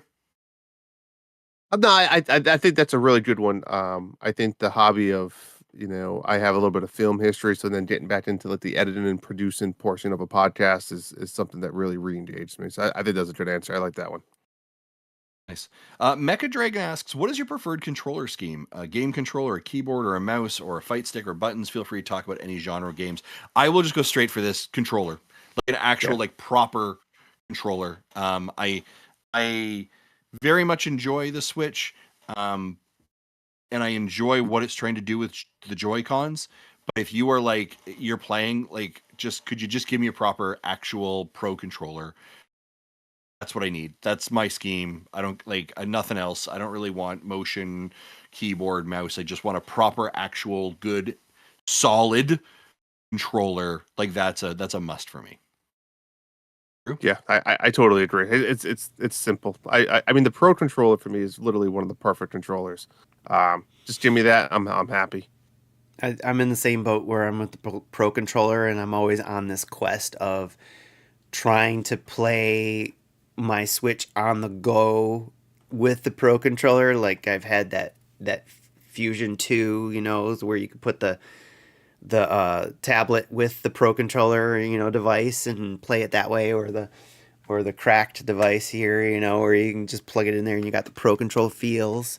So yeah, it's definitely my preferred choice as well as Pro controller.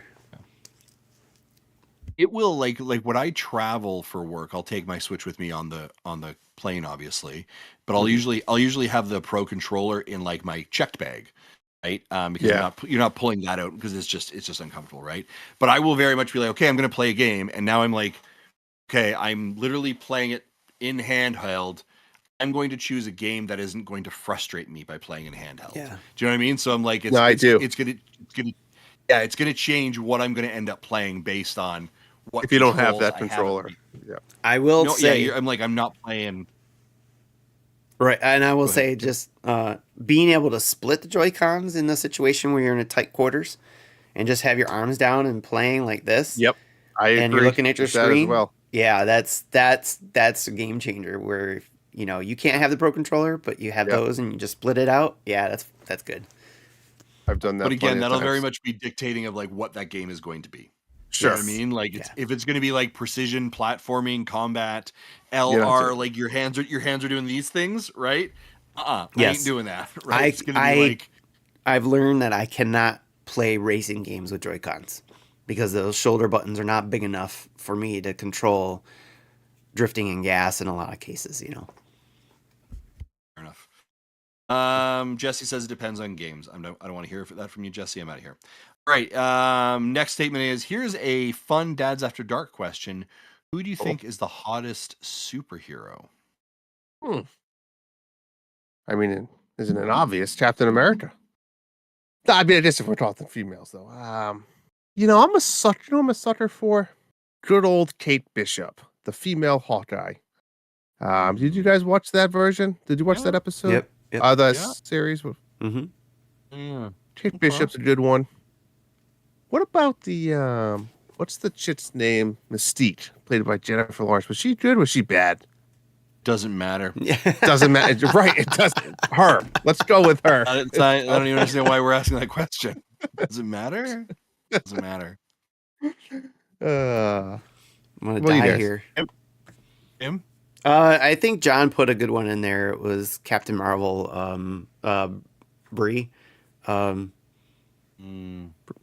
Brie Larson. Yeah. So Yeah, I Okay. think she's pretty. Yeah. I'm gonna probably not superhero. I say Catwoman. Okay. Woman. That's another good one. Which one? Hmm. Halle Which Berry played one? her? Yes. Yeah, Halle no. Berry, Yeah, Michelle she did. Pfeiffer. No, Anna. who's the other one? Who's the one the recent? Not Anna. Oh my gosh. What's her name? Not Anna Paquin. Who was that? Oh my gosh. The one that was in the Christopher Nolan ones. Yes. Right? So, I can't remember her name, but yeah. Batman, Catwoman. Yeah, I'm gonna get some images here probably that are not appropriate. What's wrong with that? Movie. Yeah, I'm gonna say movie. Who was that? See if anybody in the chat said anything. They're probably yelling it Come on, out. chat. Oops. Come on, chat. Where's the screen? Right there. Nope, nobody said it yet. Dark Knight Rises? Yeah, it should be Dark Knight Rises. Come on. Are you kidding me? This is just getting painful now. Anne Hathaway. Right. Anne Hathaway. Thank you. I was like, this is getting. I'm gonna start scrolling I kept saying through. Anna, Yeah, Anne but it Hathaway. was like, that's not the right word. It wasn't triggering my mind. It's Anne Hathaway. Yeah. Yippers. That's a good one. Yeah, thank you. I appreciate that. Cool. Good Yeah. question. Also, just say like Margot Robbie's Harley Quinn. Okay. That's fair. Yeah. Like we're that seems appropriate. Yep. Seems fine. Yeah, great question. Darth Platypus asks if you were getting a Switch for someone who hadn't had one before and you wanted to build a starter set for them, what would you add to the Switch? A game, accessory, or anything else? I'll start with the must for an accessory. I would say is a Pro controller. Start with that. Yep, keep it simple. If they're going to be playing a lot of handheld, I recommend a Satisfy grip. Nice. Yep. What else? Okay, Tim, what would you go for accessory? If they are playing handheld a lot and they want to play it on the go, a good bag that put it in that protects it A good as well. case. A good case in bag, So yeah. Yep. Okay.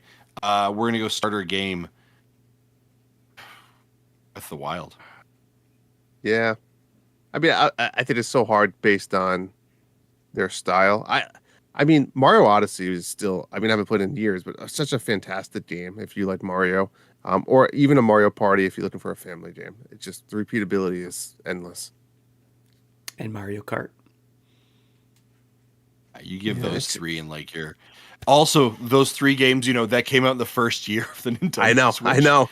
I mean, the first 6 months of the Nintendo Switch. Like, are you kidding me? I know.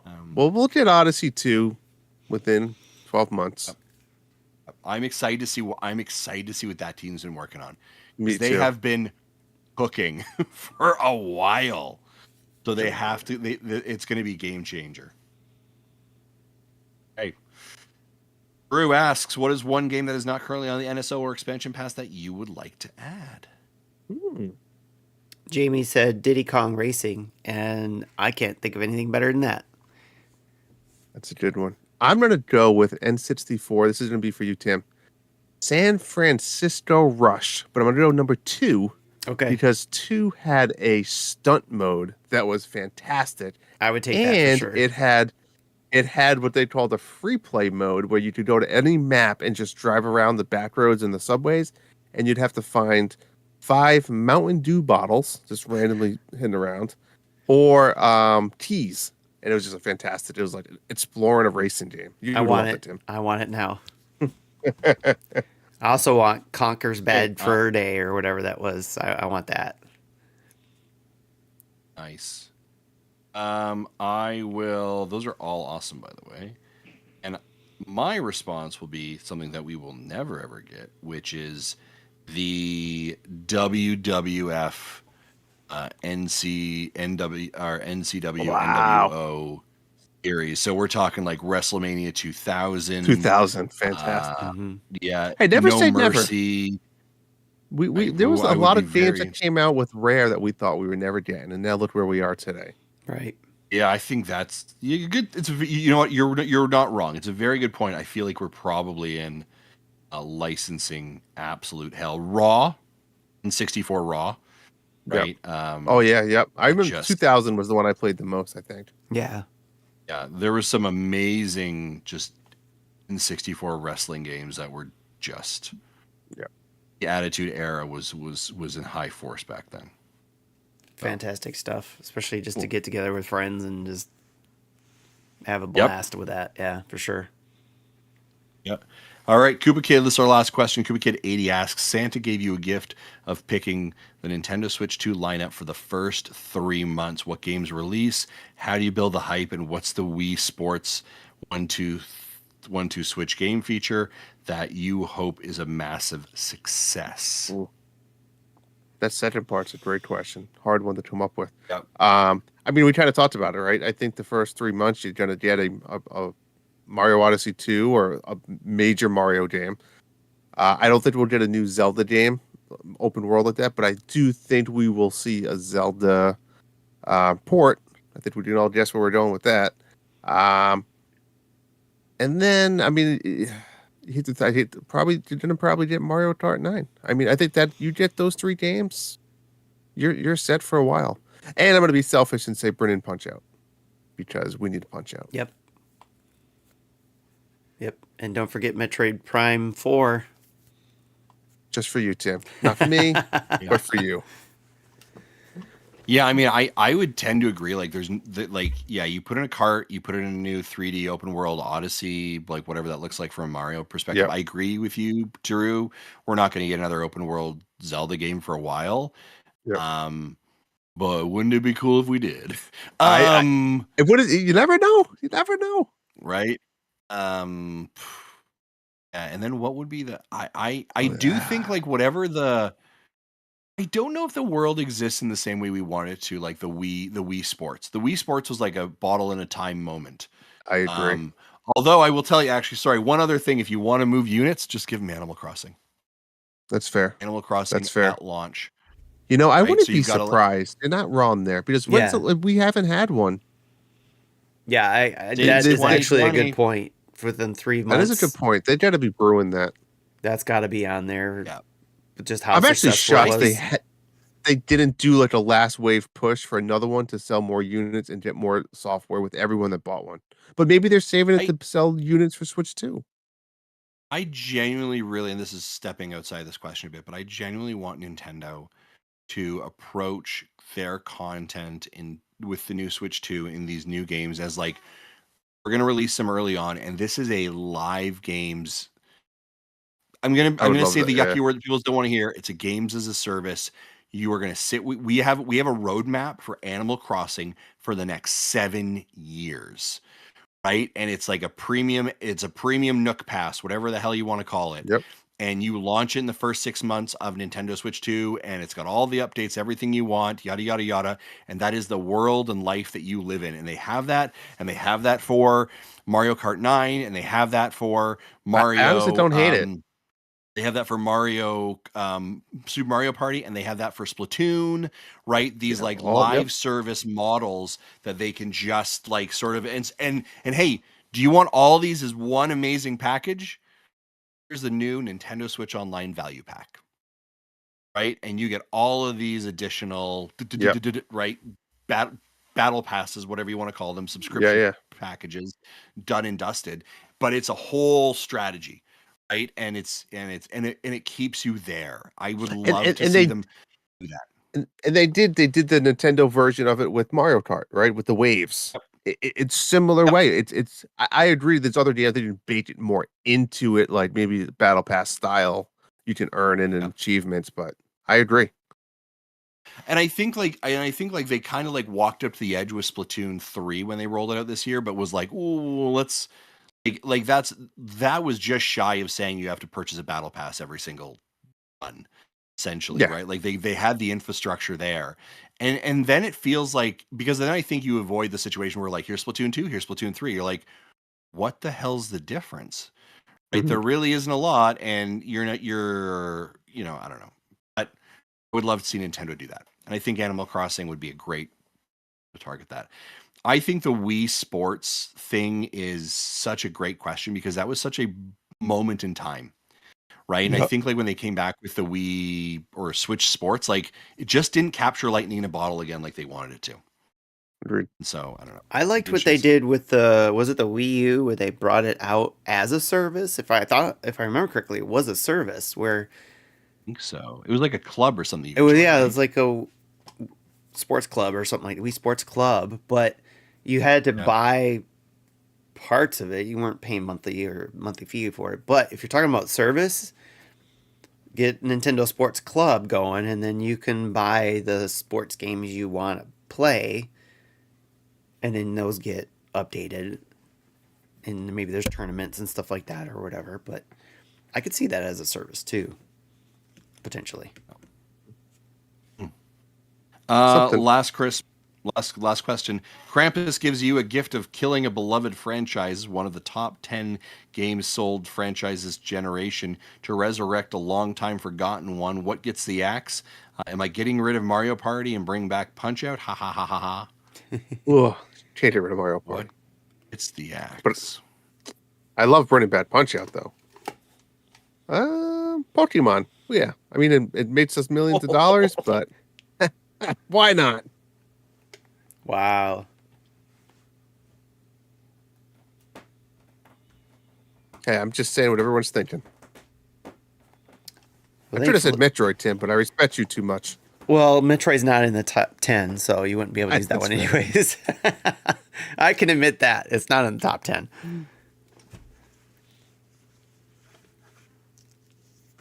That's a tough one. I mean, it's mostly Mario, Zelda. Figured it out. Okay. But one that's always in the top 10, Fire Emblem. I'm axing Fire Emblem, and I'm bringing back Dr. Mario. Wow. All right. I'm okay with that in Fire Emblem, though. That's a good one. All right. It was like there had to be something there that I don't like. Fire Emblem. There it is. I don't know if it's in the top 10. Was Pikmin in the top 10? No, I don't think so. No. I'm going to go Fire Emblem as well. And bringing back... Consensus. I'm going to bring back Punch Out for that one. Nice. All right, ladies and gentlemen, that is it for our questions from the community. Thank you so much. If we, by chance, missed your question, you sent it in, we missed. I do apologize for that. Actually, you know what? I do remember seeing a question. Came in. It was in our inbox, and I actually want to respond to it.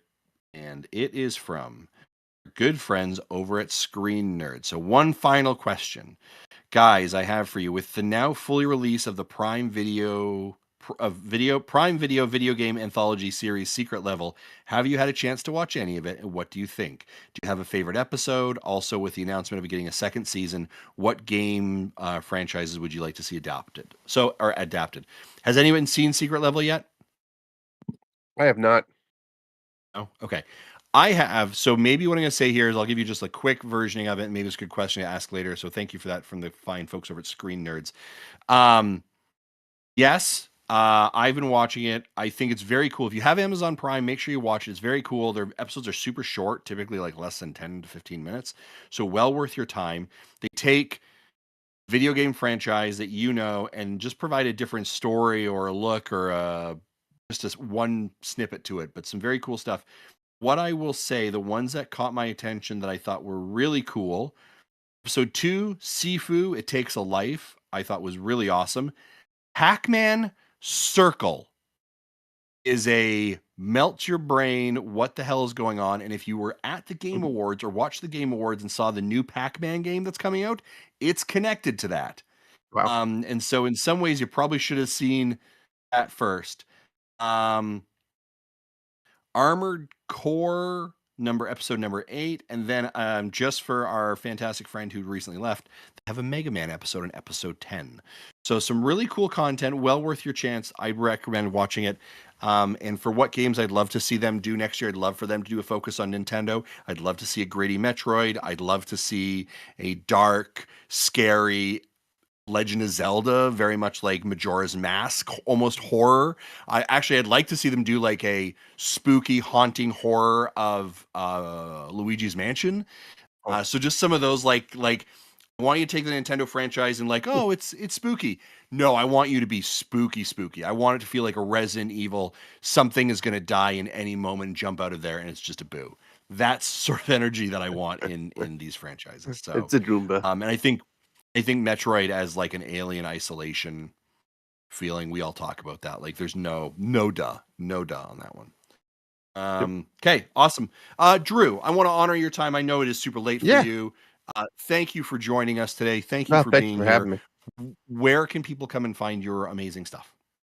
Yeah, I mean the Nintendo Dads Discord. That's where I'm at majority of the time. Come find me there, and then like I said, keep an eye out for some announcements. I already mentioned it. The 8-Bit Clubhouse will be on all your listening platforms soon. The trailer's out there, so go find it, and I'll be sharing it with everyone. And the super cool logo that we have, and some specialized 8-bit music we had made just for it. So I'm super excited to share that with you guys and the passion that goes behind all of it, just like you guys have for this. It's a fun hobby to be part of, right? And it's a nice connected community. Awesome. Thanks, Drew. Greatly appreciate you being here, buddy. Tim, remind me, next week is December 26th. Did we decide we're not doing that? No show, right? We're taking the day off. We're taking the week off. No show for the next 2 weeks. Fantastic. We're closing out the year with no show for 2 weeks. For 2 weeks, no show. Then the Nintendo Dads is taking a bit of a break, recharging our batteries, staying with our families. Of course, you can follow us on Twitter, and you'll see pictures and all that kind of stuff as well, but no formal show. So please, folks, just be critically aware of that. And you never know, we might get inspired. We might get inspired to... Yeah, there might be something, right? Yeah. Occasionally, there's maybe a bonus episode somewhere in there. We're coming back January. We've got our Game of the Year conversation. We have got our 2025 predictions and Winner Is You 2024 results. We're going to have a debrief on Xenoblade Chronicles 3 and our time playing it, so you can be playing that along with us. And PS, in January, they're supposed to be announcing the Nintendo Switch 2, so we're going to have tons of content around that. By the way, did I mention Donkey Kong Country comes out in January? It's my favorite game, so it's going to be tons of fun around that. So ladies and gentlemen, now is the time. Sit back, recharge your energy for 2 weeks, and be ready for us to come back in January for an amazing 2025. We're excited for you to be part of that. Big thank you to all of our amazing Patreon producers. I want to call out specifically Dave Ernsberg, Jacqueline Amira, but of course our over 100 patrons who support us every single month. Thank you for that. That means the world to us, and we greatly, greatly appreciate it. You help us keep our mics and our lights on, making us look good every single time. Thank you to our Twitch subscribers as well. You can follow us over on Twitch, YouTube, Instagram, Facebook, X, Threads. We're on TikTok. I don't understand why, but it's something that we do. All of those things are things that you could subscribe, like to. Those are great ways that you support us. We appreciate it, and opportunities for you to share with your friends. If you're looking for one central landing page where you're like, where do I find all of these things? Hey, just go over to nintendodads.org, and that's our landing page. We've got a website, and you can check out all of our social media links. You can check out all of our podcast feed. You can check out the family of podcasts under the Nintendo Dads umbrella, which includes Star Wars Dads, Mega Dads, that's not part of it, Dad Crossing, and Retro Logic, and their family of podcasts as well. And of course, you can check out our Patreon, our social media links, and PS Extra Life pages are still available. So if you want to support the amazing Extra Life campaign that our folks tried to raise over $5,000 this year for Children's Miracle Networks, and you're like, hey, I still want to give some more, you can still do that, and we greatly appreciate you as well. And by the way, if you're interested, we've actually got merch there. You could actually literally be rocking a Nintendo Dads t-shirt, and you could do that.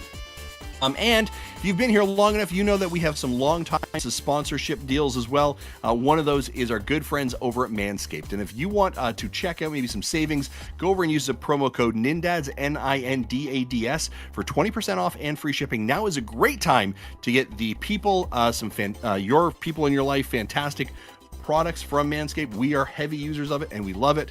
So guys, check it out. And of course, if you want to email us, send us an email directly to nintendodads@gmail.com.